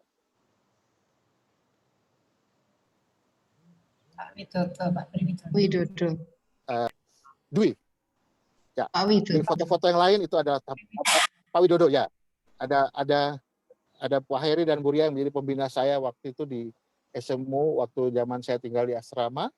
Kemudian sahabat saya, beberapa yang lain sahabat. Kemudian ada foto saya dengan Profesor Paul, itu orang yang memang punya program beasiswa untuk anak-anak kawasan Indonesia Timur yang kemudian menyekolahkan kami dan saat itu menyekolahkan saya dan istri saya. Saya dari Papua dan istri saya dari NTT saat itu. Ini adalah ucapan kalimat yang bisa saya kutip yang mungkin bisa menjadi kesimpulan dari apa yang saya sampaikan hari ini, bahwa ternyata memang Tuhan itu membuat segala sesuatunya itu terlihat begitu dramatis agar kita mengakui otoritas beliau, otoritas Tuhan sebagai satu-satunya Tuhan yang berkuasa dan mengendalikan hidup kita. Ini adalah istri saya Icendria, alumni FKKI angkatan kedua dan juga siswi SMU Kristen Petra 4 angkatan 2000. Saya yang berjenggot, kedua anak kami Henobel itu yang pertama dan Henosten yang kedua. Mungkin itu yang bisa saya sharekan. Mudah-mudahan bisa menjadi suatu hal yang bisa membangun semangat, motivasi untuk para adik-adikku sekalian di SMU Kristen Petra 4 dan bisa menjadi pengingat buat guru-guruku yang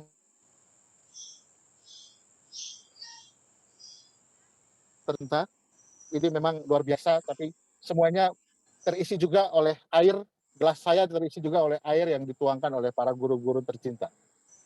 Mungkin begitu Pak. Terima kasih banyak atas kesempatannya. Mudah-mudahan bermanfaat. Terima kasih Dr. Hendrikus untuk sharing yang sudah disampaikan. Sharing penuh kerendahan hati yang memotivasi untuk semuanya. Tapi ada satu yang membuat saya penasaran. Memang untuk menulis dan sebagainya itu memang sudah bakat ya Pak ya? Atau memang itu baru muncul setelah? Saya juga sebenarnya ini pertanyaan yang susah Pak buat saya jawab. Kalau dibilang bakat saya juga merasa tidak berbakat sebenarnya.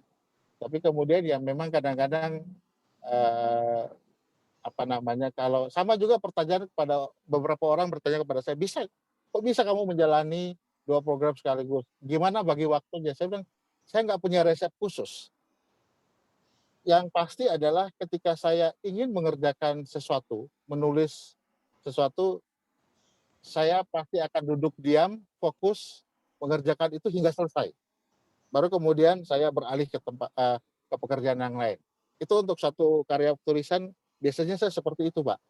Jadi ketika saya sudah ada ide, saya mengendapkan dulu idenya, saya cari informasi-informasi yang bisa mendukung ide tersebut, lalu kemudian saya pasti menyiapkan suatu momentum untuk menyelesaikannya di satu waktu hingga selesai, hingga tuntas.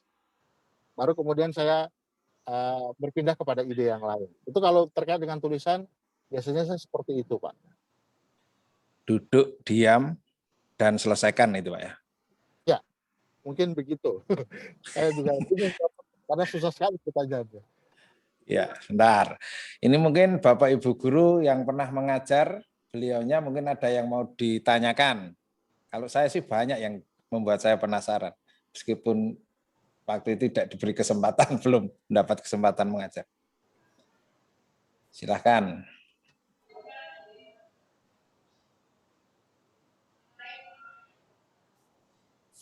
Pak Tia, saya tidak mengajar, tapi saya tertarik pernyataan. Silakan Pak Budi. Hendrikus, boleh ya? Ya. Ya, selamat pagi Dokter Hendrikus. Saya tertarik dengan pernyataan dokter bahwa kalau kita mau belajar, yang cukup bagus itulah jangan sombong. Jadi seolah-olah saya ingat antara gelas dan teko. Gelas itu kalau mau diisi maka harus lebih di bawah dan tegonya di atas yang mengisi. Dan ini menurut saya cukup bagus sekali. Bagaimana dokter bisa menemukan konsep ini?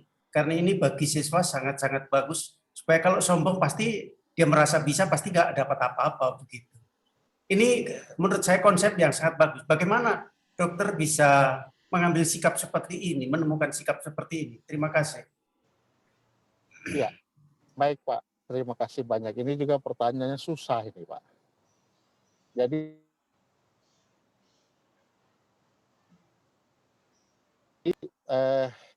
Jadi kondisi sebenarnya ya artinya dulu ada beberapa pelatihan yang pernah kami ikuti.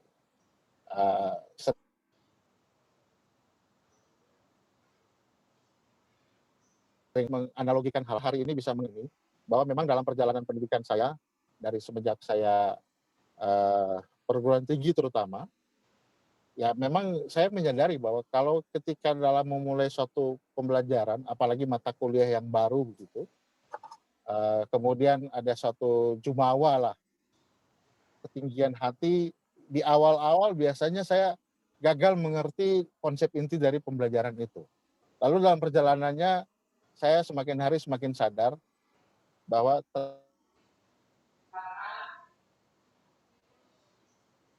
ternyata belajar itu memang kalau nggak rendah hati udah sombong di awal ya, bahasa sederhananya begitu, ya jadi nggak masuk apa yang disampaikan. Terhadap guru kita, terhadap dosen kita misalkan, waktu itu kalau misalkan ya udah tahu Bu, udah tahu Pak, ya kadang-kadang itu jadi terlewat begitu saja. Itu pengalaman saya pribadi. Tapi kemudian kalau saya bilang oke, sekarang saya akan mempelajari hal yang baru, hal yang akan bermanfaat, sekalipun mungkin sudah pernah saya pelajari, tapi kadang-kadang ada something, poin-poin penting yang memang kemudian saya aminkan itu sebagai sesuatu yang benar-benar belum baru gitu. Yang betul-betul memberikan informasi kepada diri saya dan kemudian memberikan stimulus untuk pelajari lebih lanjut. Jadi ya kalau pertanyaannya ini bagaimana menemukannya, saya juga nggak tahu kapan menemukan menyebutnya pertama kali, tapi kemudian hari ini saya berani mengaminkan ini sebagai salah satu konsep penting di dalam kunci keberhasilan belajar. Bahwa memang ya sudah, kita tinggal rendah hati dan menerima apa yang diinputkan, disampaikan, diberikan oleh para guru, para dosen yang mengajari saya begitu. Mungkin begitu Pak jawaban saya, Pak. Iya, terima kasih Dr. Terima kasih Hendrikus. Dr. Hendrikus. Ya. Kalau tadi menyimak apa yang disampaikan Dr. Soraya ya tentang kunci suksesnya, membuka kunci suksesnya di SMA, kemudian Dr. Hendrikus juga menyampaikan memang ada perubahan gitu ya, ada sesuatu perubahan yang drastis dengan sistem pembelajaran ya di Papua dengan di SMA Petra 4. Itu memang terasa sekali ya, Dok, perbedaannya. Oh, saya terasa sekali, Pak. Kalau saya. Iya. Saya terasa sekali. Dr. Soraya memang terasa sekali ya perbedaan itu. Iya Pak, pasti terasa ya, Dr. Hendrikus ya. Dulu kalau nggak ada guru pulang Pak, kita senang. Oh sama berarti. Aduh. Terus ya awal-awal Pak masuk ke Petra kelas 1 tuh, waduh itu perjuangan ya, saya harus menyesuaikan diri. Awal-awal ya peringkatnya nggak bisa langsung kayaknya bukan peringkat 3 besar gitu, langsung waduh harus menyesuaikan diri, harus belajar lebih baik. Karena kan ya kita mungkin kurang ditempa ya, karena memang nggak seperti di Jawa. Jadi butuh ekstra kerja keras waktu awal masuk kelas 1 itu, benar-benar berat. Kadang-kadang materinya kok ini materi susah banget. Tapi karena memang kami belum diberikan dasar yang baik, karena sering banyakkan libur Pak di sana. Tapi ya puji Tuhan ternyata bisa ngejar, ternyata cukup mampu lah kita ternyata. Gitu. Kalau enggak ada guru pulang, zaman saya sekolah SMP dulu di Jawa enggak ada guru ya pulang. Dulu tapi ya. Nah, kalau Olivia, seberapa yang didapat di SMA Petra 4 itu jadi bekal ketika di kuliah mencapai banyak hal itu? Menurut saya di Petra 4 itu saya juga dididik ya, mulai dari dulu itu banyak, kalau nggak salah hari Jumat itu yang apa namanya, kalau saya CB ya namanya, ya karakter building. Itu juga membantu saya untuk menjadi orang seperti sekarang, lebih berani, lebih terbuka, lebih percaya diri gitu Pak. Jadi bekal untuk kuliah juga gitu. Terima kasih. Kalau Dr. Hendrikus tadi kan nyampaikan dari mamanya ya yang memotivasi, yang menjadi motivator ya gitu ya. Kalau Dr. Soraya, siapa yang memotivasi untuk sampai terus berjuang lewat di spesialis yang tadi berat? Kalau yang terus memotivasi saya sebenarnya saya Pak ya. Jadi ceritanya unik begini ya. Waktu pas saya mau masuk di kedokteran itu kan sudah keterima jalur prestasi nih. Saya mau masuk kedokteran. Terus kan memang namanya kedokteran ada uang pembangunan ya di depan itu ya. Terus saya bilang sama orang tua saya, Mas, saya mau sekolah kedokteran udah masuk gini, ini biayanya segini. Terus mereka yang bilang, aduh, kok lumayan mahal ya gitu ya. Saya bilang, aduh, tapi saya harus berjuang nih gitu. Jadi sebenarnya orang tua yang mendukung ya, cuman saya nggak patah arang di situ ya. Jadi harus maju. Jadi tapi keinginan kuat itu dari dalam diri saya sendiri karena saya merasa itu sudah cita-citanya saya. Tapi orang tua dari kecil memang sudah mendidik bahwa ya harus kerja keras. Kedepannya kita yang bagaimana hidup kita, masa depan kita itu tergantung kitanya seberapa besar kita berjuang untuk masa depan kita. Tapi untuk keinginan besar menjadi dokter untuk karir saya gitu. Jadi orang tua memang sangat mendukung untuk itu, Pak. Ya. Dr. Hendrikus hanya mamanya atau ada motivasi yang lain? Hal lain yang memotivasi? Ya, kalau motivasi banyak sekali. Banyak orang yang banyak memotivasi saya dan semuanya saya selalu menandai dalam rangkaian peristiwa hidup saya. Memang awal-awal memang apa yang diucapkan oleh ibu saya itu berpengaruh besar sekali. Sebagai salah satu yang menandai bahwa memang saya harus berhasil. Dan hanya dengan pendidikan yang merubah nasib saya, ya saya aminkan hal itu sekarang. Ya. Lalu kemudian dalam anak-anak itu juga sekarang menjadi salah satu motivator-motivator yang baru dalam hidup saya. Begitu, Pak. Ya. Kalau di Papua sekarang ada enggak, Pak? Ikatan alumni sama Petra 4 FKKI itu? Kalau secara resminya mungkin belum. Tapi kemudian ya kalau kami ya sesama alumni ya kadang-kadang ya saling bertelepon, saling ngumpul-ngumpul begitu, nongkrong-nongkrong. Di tengah pandemi saat ini ya kami tongkrongannya berubah dari tongkrongan kafe atau rumah makan pindah ke pinggir laut begitu, jadi lebih sehat. Kadang-kadang bertemu saya di Kota Jayapura sendiri di sini ada beberapa orang yang memang alumni FKKI dan juga alumni Petra 4. Hanya memang kita belum punya satu momentum besar untuk sama-sama ngumpul kemudian dalam bentuk satu perkumpulan yang semi resmi begitu belum ada, Pak. Tapi kemudian ya spontanitas saja. Ketika ayo kumpul, ayo ketemu ya itu kumpul gitu. Oke. Baik. Mungkin sebelum saya lanjut, barangkali para siswa ada yang mau ditanyakan lagi atau saya bacakan dari chat dulu pertanyaan dari tadi yang ada di chat. Bentar.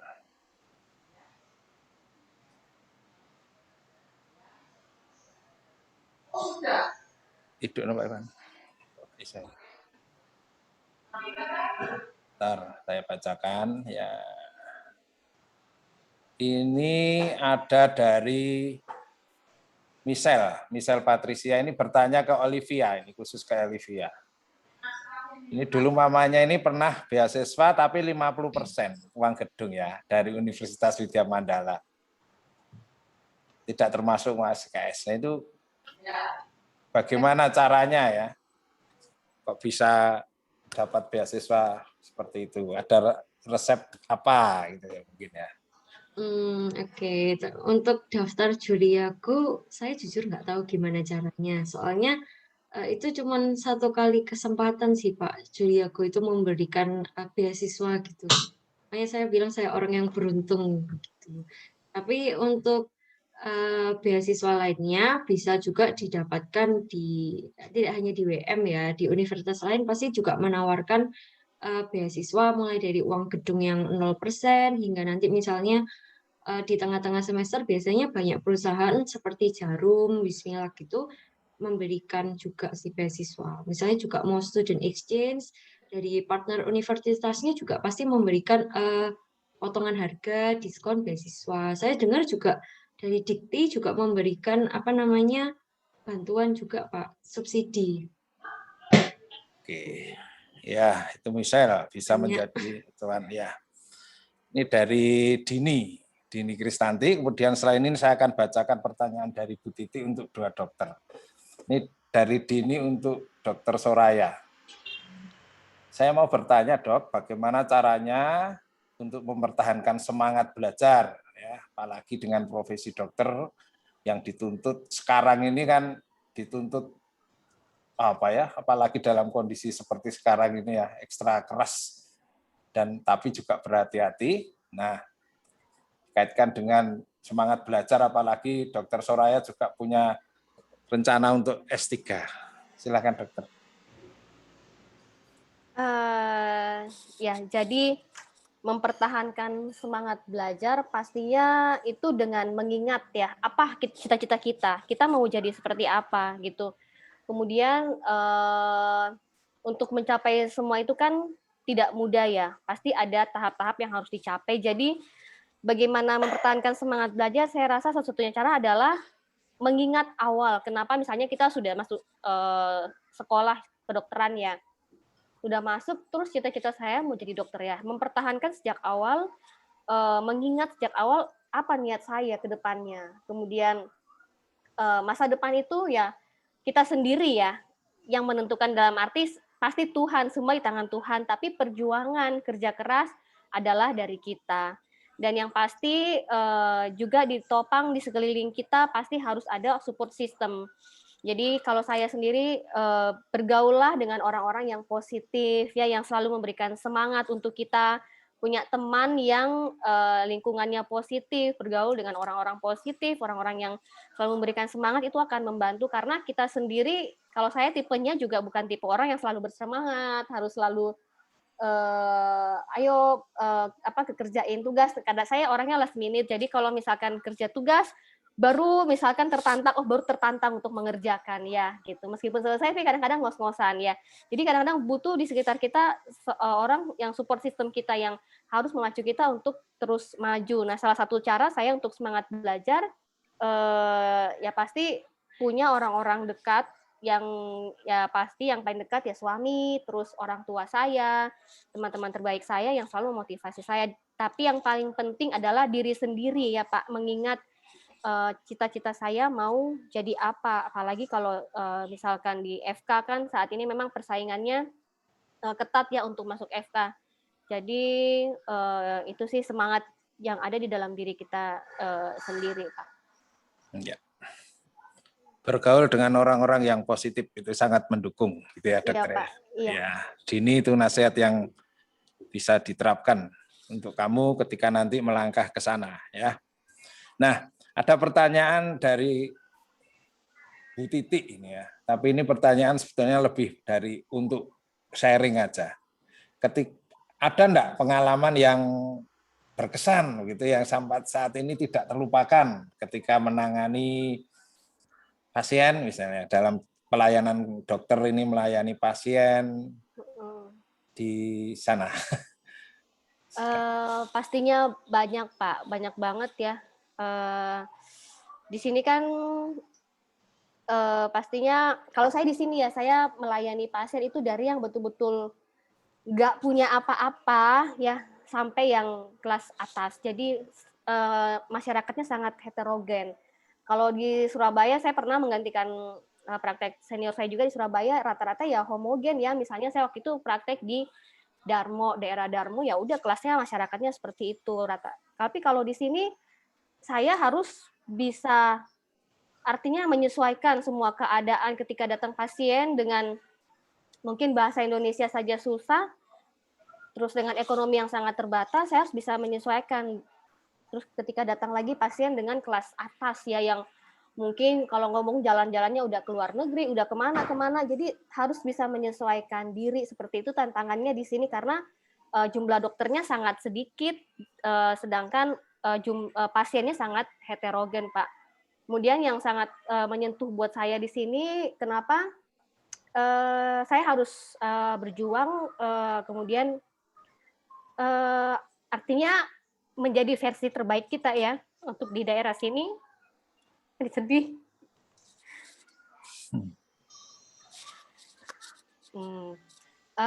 Karena kan di sini kebutuhan untuk kesehatannya masih sangat kurang ya, jadi mereka tuh sangat percaya sama kita gitu ya, sangat istilahnya ya nggak ada pilihan lain gitu.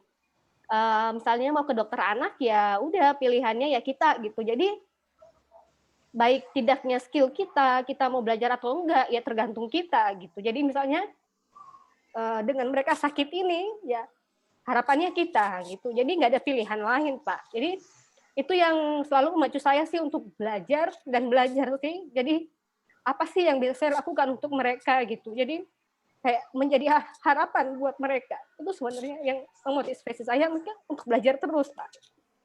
Jadi sedih. Beban moralnya gitu ya Dok ya? Iya benar. Iya. Kalau Dokter Hendrikus, adakah pengalaman yang tidak terlupakan? Ketika menangani Pak, pasien. terima kasih. Semua pengalaman tidak terlupakan buat saya Pak, karena setiap pasien itu punya hal spesifik dan unik yang bisa saya bantu dalam kapasitas saya sebagai dokter spesialis. Waktu saya pendidikan, pengalaman yang tidak terlupakan adalah operasi non-stop kurang lebih 16 jam begitu untuk rekonstruksi kepala seorang anak perempuan umur 3 tahun yang lahir dengan kelainan bawaan. Itu kami harus bongkar tulang kepalanya dan menyusun kembali tulang kepalanya itu dengan waktu operasi kurang lebih 16-17 jam saat itu.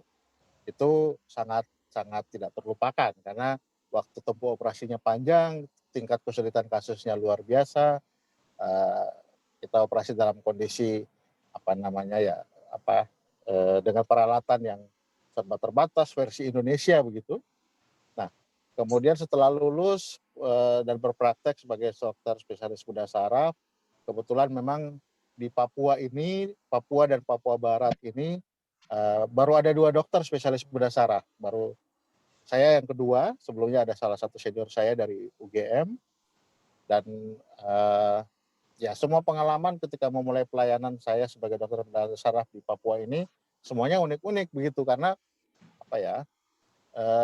orang itu kalau dikatakan bedah otak itu yang dibedah itu otaknya, biasanya pasiennya itu mikirnya 1000 kali gitu. Tapi kemudian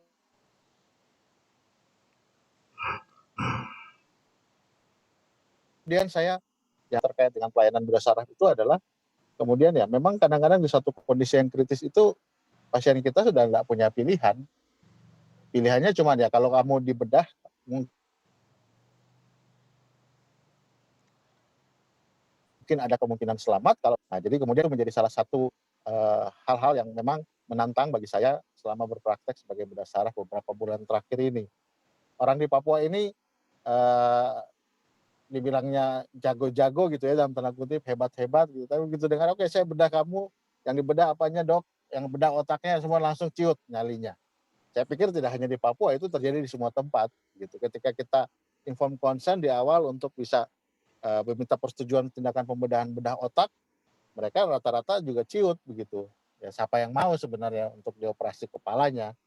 Tapi kemudian itu menjadi tidak punya pilihan ketika memang dia dihadapkan satu kondisi yang memang mau tidak mau harus dibedah. Untuk jawaban kunci saya ya itu Pak, bahwa semua pasien saya punya keunikan yang kadang-kadang itu menjadi catatan buat saya. Ada kasus-kasus yang unik, ada kasus-kasus yang termasuk peristiwa-peristiwa yang lucu begitu ya. Yang sebagai contoh misalnya memang tidak terkait saya langsung, tapi lesinya traumanya di sebelah kanan, kita operasinya sebelah kiri gitu. Jadinya beli 1 dapat 2 begitu ya, tapi tidak beruntungnya yang dibedah ini otak gitu. Jadi orangnya ya gitulah kurang lebih. Jadi ada peristiwa-peristiwa itu yang juga kadang-kadang membuat kita jadi makin mencintai profesi yang saat ini saya tekuni dan dalami.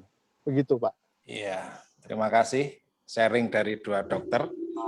Para siswa, ada yang perlu digarisbawahi di sini, khususnya bagi para siswa yang bercita-cita menjadi dokter, ada satu tuntutan moral gitu. Ada satu hal yang perlu digarisbawahi dengan sangat tebal, yaitu bahwa pasien itu memasrahkan hidupnya kepada kita. Nah, bagaimana kita ini mengembangkan gitu ya, supaya kita itu betul-betul menjadi dokter yang bisa dipasrahi itu tadi, gitu ya. Artinya yang betul-betul mau mengembangkan diri. Ini bukan sesuatu yang mudah, tetapi tetap bisa dicapai. Nah, ini pertanyaan terakhir untuk Olivia ya. Nanti setelah itu saya akan minta closing statement dari 3 narasumber ini. Olivia, untuk Committee of Problem Based ini mungkin kamu bisa jelaskan ya, kamu kan anggota ini ya, komite ini. Saya lihat dari beberapa universitas, ya, silakan dijelaskan. Ya, jadi waktu itu memang ada event Pak, kerjasama dari salah satunya WM, terus universitas di Osaka, di China dan di Taiwan, dan juga 2 ada di Taiwan sih sebenarnya. Jadi mereka datang ke Indonesia untuk belajar kalau nggak salah tentang kedokteran sebenarnya. Namun saya waktu itu ditugaskan hanya sebagai komite sih Pak. Jadi saya membantu mereka di sini bagaimana menyesuaikan diri. Itu waktunya kalau nggak salah cuma 2 minggu sih Pak. Namun saya mendapatkan kesempatan untuk bertemu dari teman-teman dari banyak universitas dari luar negeri, itu merupakan kesempatan yang wah ya menurut saya gitu. Ya, baik. Ya. Terima kasih. Bapak Ibu serta para siswa, kita sudah mendengarkan atau mendapat banyak. Saya boleh memberi masukan Pak Tias untuk. Nanti saya beri kesempatan sebentar Bu ya. Kita sudah memberi banyak, kita sudah mendapatkan banyak hal dari 3 narasumber kali ini. Saya akan meminta closing statement dari 3-tiganya, tetapi ini karena Bu Chandra mau menyampaikan sesuatu, silakan 2 menit. Terima kasih Pak Tias. Ini untuk anak-anak kelas 11 dan kelas 10. Ya, jujur aja sebetulnya saya itu penasaran dengan Dr. Hendrikus karena saya itu masih belum ngeh ya yang Dr. Hendrikus yang mana sampai saya itu mau cari fotonya waktu SMA. Tetapi begitu saya tadi ditampilkan fotonya Dr. Hendrikus baru ingat, oh ternyata iya, saya dulu pernah mengajar ini. Nah, kalau melihat profilnya Dr. Hendrikus waktu SMA, memang Dr. Hendrikus itu pendiam tapi tekun. Sampai ulangannya saya yang lalu bilang, ulangan 1 ulangannya saya simpan. Nanti saya simpan satu lah. Saya pesan sama anak-anak yang kelas 10-11, ketekunan itu perlu diutamakan untuk anak-anak kelas 10-11. Jadi tekun itu yang perlu, walaupun pendiam gitu ya. Gitu ya Dr. Hendrikus, saya baru kalau oh iya betul. Saya lihat fotonya waktu SMA barusan ya. Itu aja ya. Untuk anak-anak kelas 10 dan 11. Ibu ini wali kelas abadi loh. Kelas 10, 11, 12 kok malah lupa. Soalnya beda wajahnya. Itu beda. Saya tak ingat saya pernah bilang, dokter, saya dikirimi foto SMA. Nggak pernah dikirim. Ya nanti Bu, saya carikan. Nah tadi begitu ditunjukkan barusan saya itu, oh iya baru ingat. Oke ya, terima kasih Bu Chandra. Ya, Bapak Ibu serta para siswa, kita sudah mendapatkan pengalaman banyak. Ya, ini khususnya para siswa ini menjadi bekal dalam mencapai masa depan. Dan bagi kita semua, kita bersyukur bahwa alumni SMA Kristen Petra 4 banyak dipakai Tuhan untuk melayani banyak orang yang membutuhkan dengan talenta-talenta yang sudah diberikan oleh Tuhan. Kita belajar bagaimana tetap menjadi rendah hati meskipun kita sudah sukses begitu ya. Kita berbagi kebaikan ketika kita sudah mencapai apa yang menjadi harapan atau cita-cita kita. Nah, untuk sebagai penutup, saya akan minta closing statement dari 3 narasumber dan Bu Elis selaku Kepala Sekolah. Silahkan Olivia dulu yang paling muda. Ya, terima kasih atas kesempatannya, teman-teman. Jangan lupa untuk selalu bersyukur dan seperti yang saya bilang tadi, carilah opportunity di setiap kesempatan. Kalian pasti bisa mendapatkan apa yang kalian inginkan. Gitu. Asal kalian mau berjuang dan berusaha. Begitu. Ya. Terima kasih Olivia. Dari Dr. Soraya. Ya, jadi giat belajar ya, pantang menyerah, pasti tantangan akan terus ada ya. Tapi kekuatan dalam diri kita sendiri, yang motivasi yang kuat, kita mengingat tujuan awal untuk kita ketika kita maju, kita patah semangat, ingat tujuan awalnya, kenapa saya mau melangkah di jalan ini. Jadi itu yang membangkitkan semangat. Kemudian juga cari hal-hal yang positif, lingkungan positif, dan bergaul dengan orang-orang positif yang akan memacu dan memberi semangat untuk kita. Itu, Pak. Ya, terima kasih Dr. Serayat. Dari Dr. Hendrikus. Kalau kiat saya nggak punya kiat Pak. Mungkin closing statement dari saya ya. Sejauh ini saya pikir sudah sampai ke tahap ini adalah ya memang banyak-banyak bersyukur, itu sudah pasti. Apa yang sudah Tuhan berikan itu luar biasa dan saya sudah menerima banyak sekali dari Tuhan. Apapun yang saya lewati, perjalanan hidup saya yang saya lewati, luar biasa, semuanya sangat banyak dari Tuhan. Dan memang saat ini kalau dipakai sebagai pernyataan penutup, maka saya ingin mengatakan bahwa ya memang saya sudah terima banyak dan memang momentumnya adalah untuk bisa mengembalikan itu sebagai ucapan syukur pada Tuhan lebih banyak lagi. Terutama untuk ya belajar tidak berhenti, itu juga menjadi salah satu poin penting, terutama kalau ketika saya sudah punya anak saat ini, ya mereka akan melihat model bagaimana bapaknya bisa tetap belajar supaya mereka bisa tetap belajar. Dan saya pikir itu juga menjadi poin penting buat mahasiswa yang saya didik saat ini.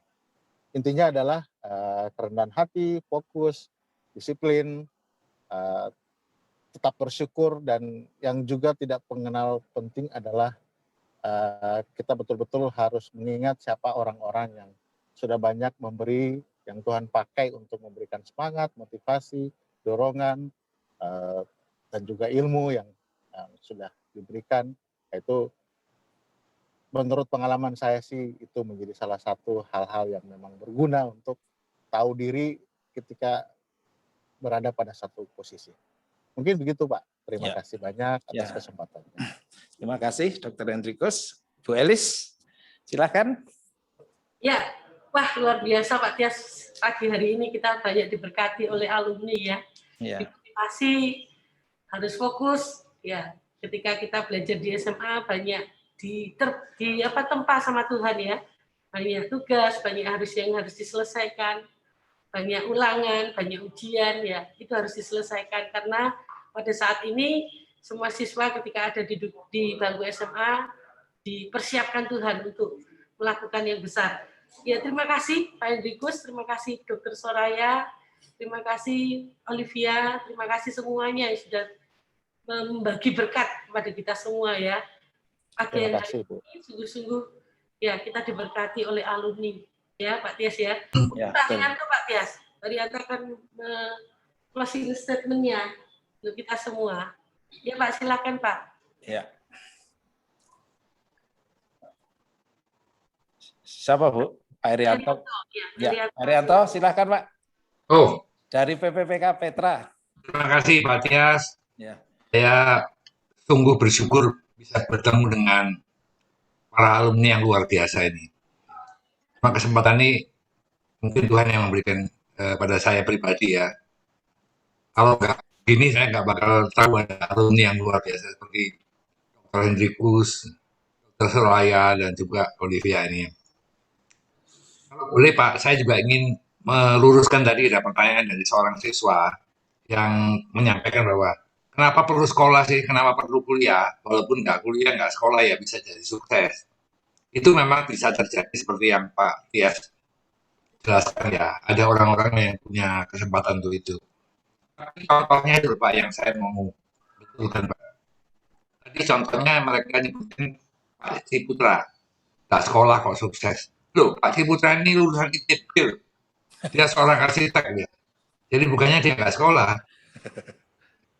Itu aja Pak. Sekali lagi terima kasih pada Bu Elizabeth, Pak Tias, dan Dr. Hendrikus, Dr. Soraya, dan Olivia. Baik, terima kasih Pak Rianto. Bapak Ibu serta para siswa, kita terpaksa harus mengakhiri gitu ya kebersamaan yang luar biasa ini. Dengan kita akan tutup doa sebentar. Bu Chandra masih adakah? Foto enggak, Pak? Ya, sebentar. Foto, Pak. Bu Chandra ya, sebentar ya. Bu Chandra ini mesti dihukum karena 3 tahun menjadi wali kelas lupa. Jadi nanti Bu Chandra yang menutup doa. Kita foto dulu Pak Ivan ya. Ya, kita akan foto para siswa. Kita buka dulu semua kameranya. Kameranya anak-anak. Ya. Kita akan dokumentasikan. Ini sampai selesai semua masih bertahan.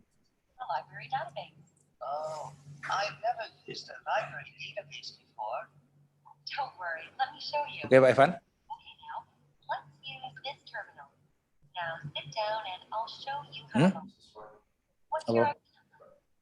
Ya, para siswa mohon dibuka kameranya, kita akan dokumentasikan kesempatan yang langka ini.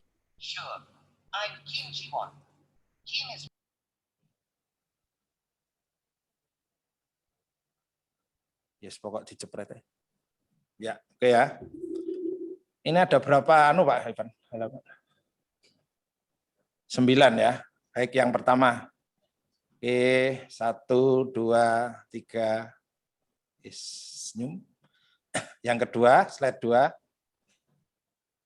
Oke. 1, 2, 3. Yang ketiga. 1, 2, 3. Yang keempat. 1, 2, 3. Oke, yang kelima. 1, 2, 3. Yang keenam. 1, 2, 3, 7. 1, 2, 3, 8. 1, 2, 3. Yang terakhir ini 9. 1, 2, 3.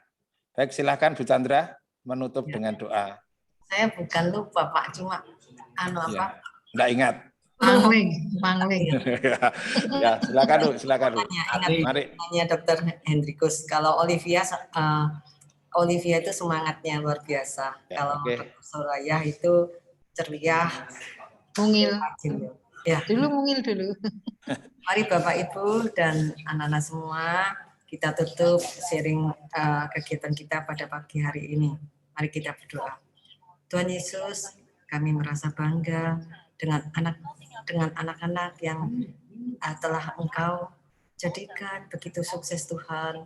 Kami merasa bangga sebagai sebagian dari Bapak Ibu SMA Kristen Petra 4 yang pernah juga mendidik mereka sehingga mereka boleh sukses. Ini karena juga campur tangan dari Engkau. Ya Tuhan Yesus, berkatilah Dr. Hendrikus, Dr. Soraya, sehingga Olivia yang masih dalam studi ini, kiranya Engkau berkati mereka supaya mereka juga boleh memberikan kontribusi kepada masyarakat di tempat mereka berada.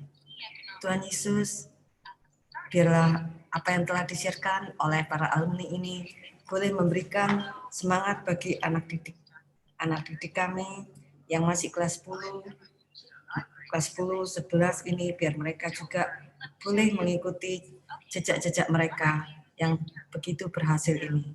Tuhan Yesus, terima kasih semuanya ini Tuhan. Semua doa yang kurang sempurna ini kami serahkan di dalam nama Tuhan Yesus. Amin. Terima kasih Bu Chandra.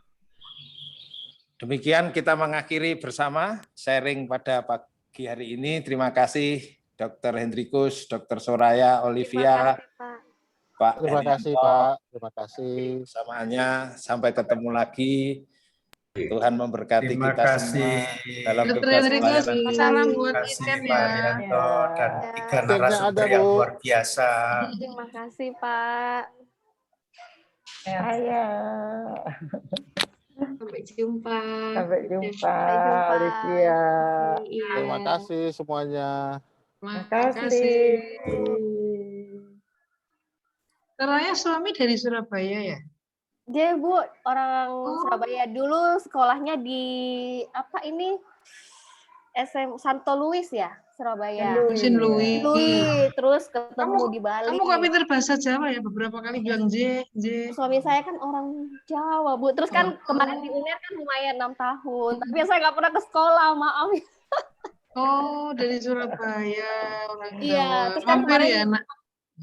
Iya Bu, aduh ada Bu Erlin, Bu Eni, Bu Halo Soraya. Soraya, Hampir ya nak kalau ke Surabaya. Soraya 6 tahun sekolah nggak pernah ke Surabaya. Saya sekolah 5 tahun Iya, mampir loh. Dokter Hendrikus sudah berdosa aku ya. Dokter Hendrikus sudah 2 kali ketemu kami. Iya. Di Bandung juga ketemu ya di Bandung. Iya, di Bandung juga ketemu. Dokter Hendrikus di Bandung. Terima kasih kuenya. Aduh. Di Bandung dikasih di Bandung kamu dikasih oleh-oleh kue. Dokter Hendrikus sama Dokter Soraya nggak pernah ketemu ya? Iya, Bu, aduh, sok sibuk ini Bu, maaf Bu. Salam buat Ijen ya. Ini Ica-nya ada Bu. Halo Ica. Kak Ica.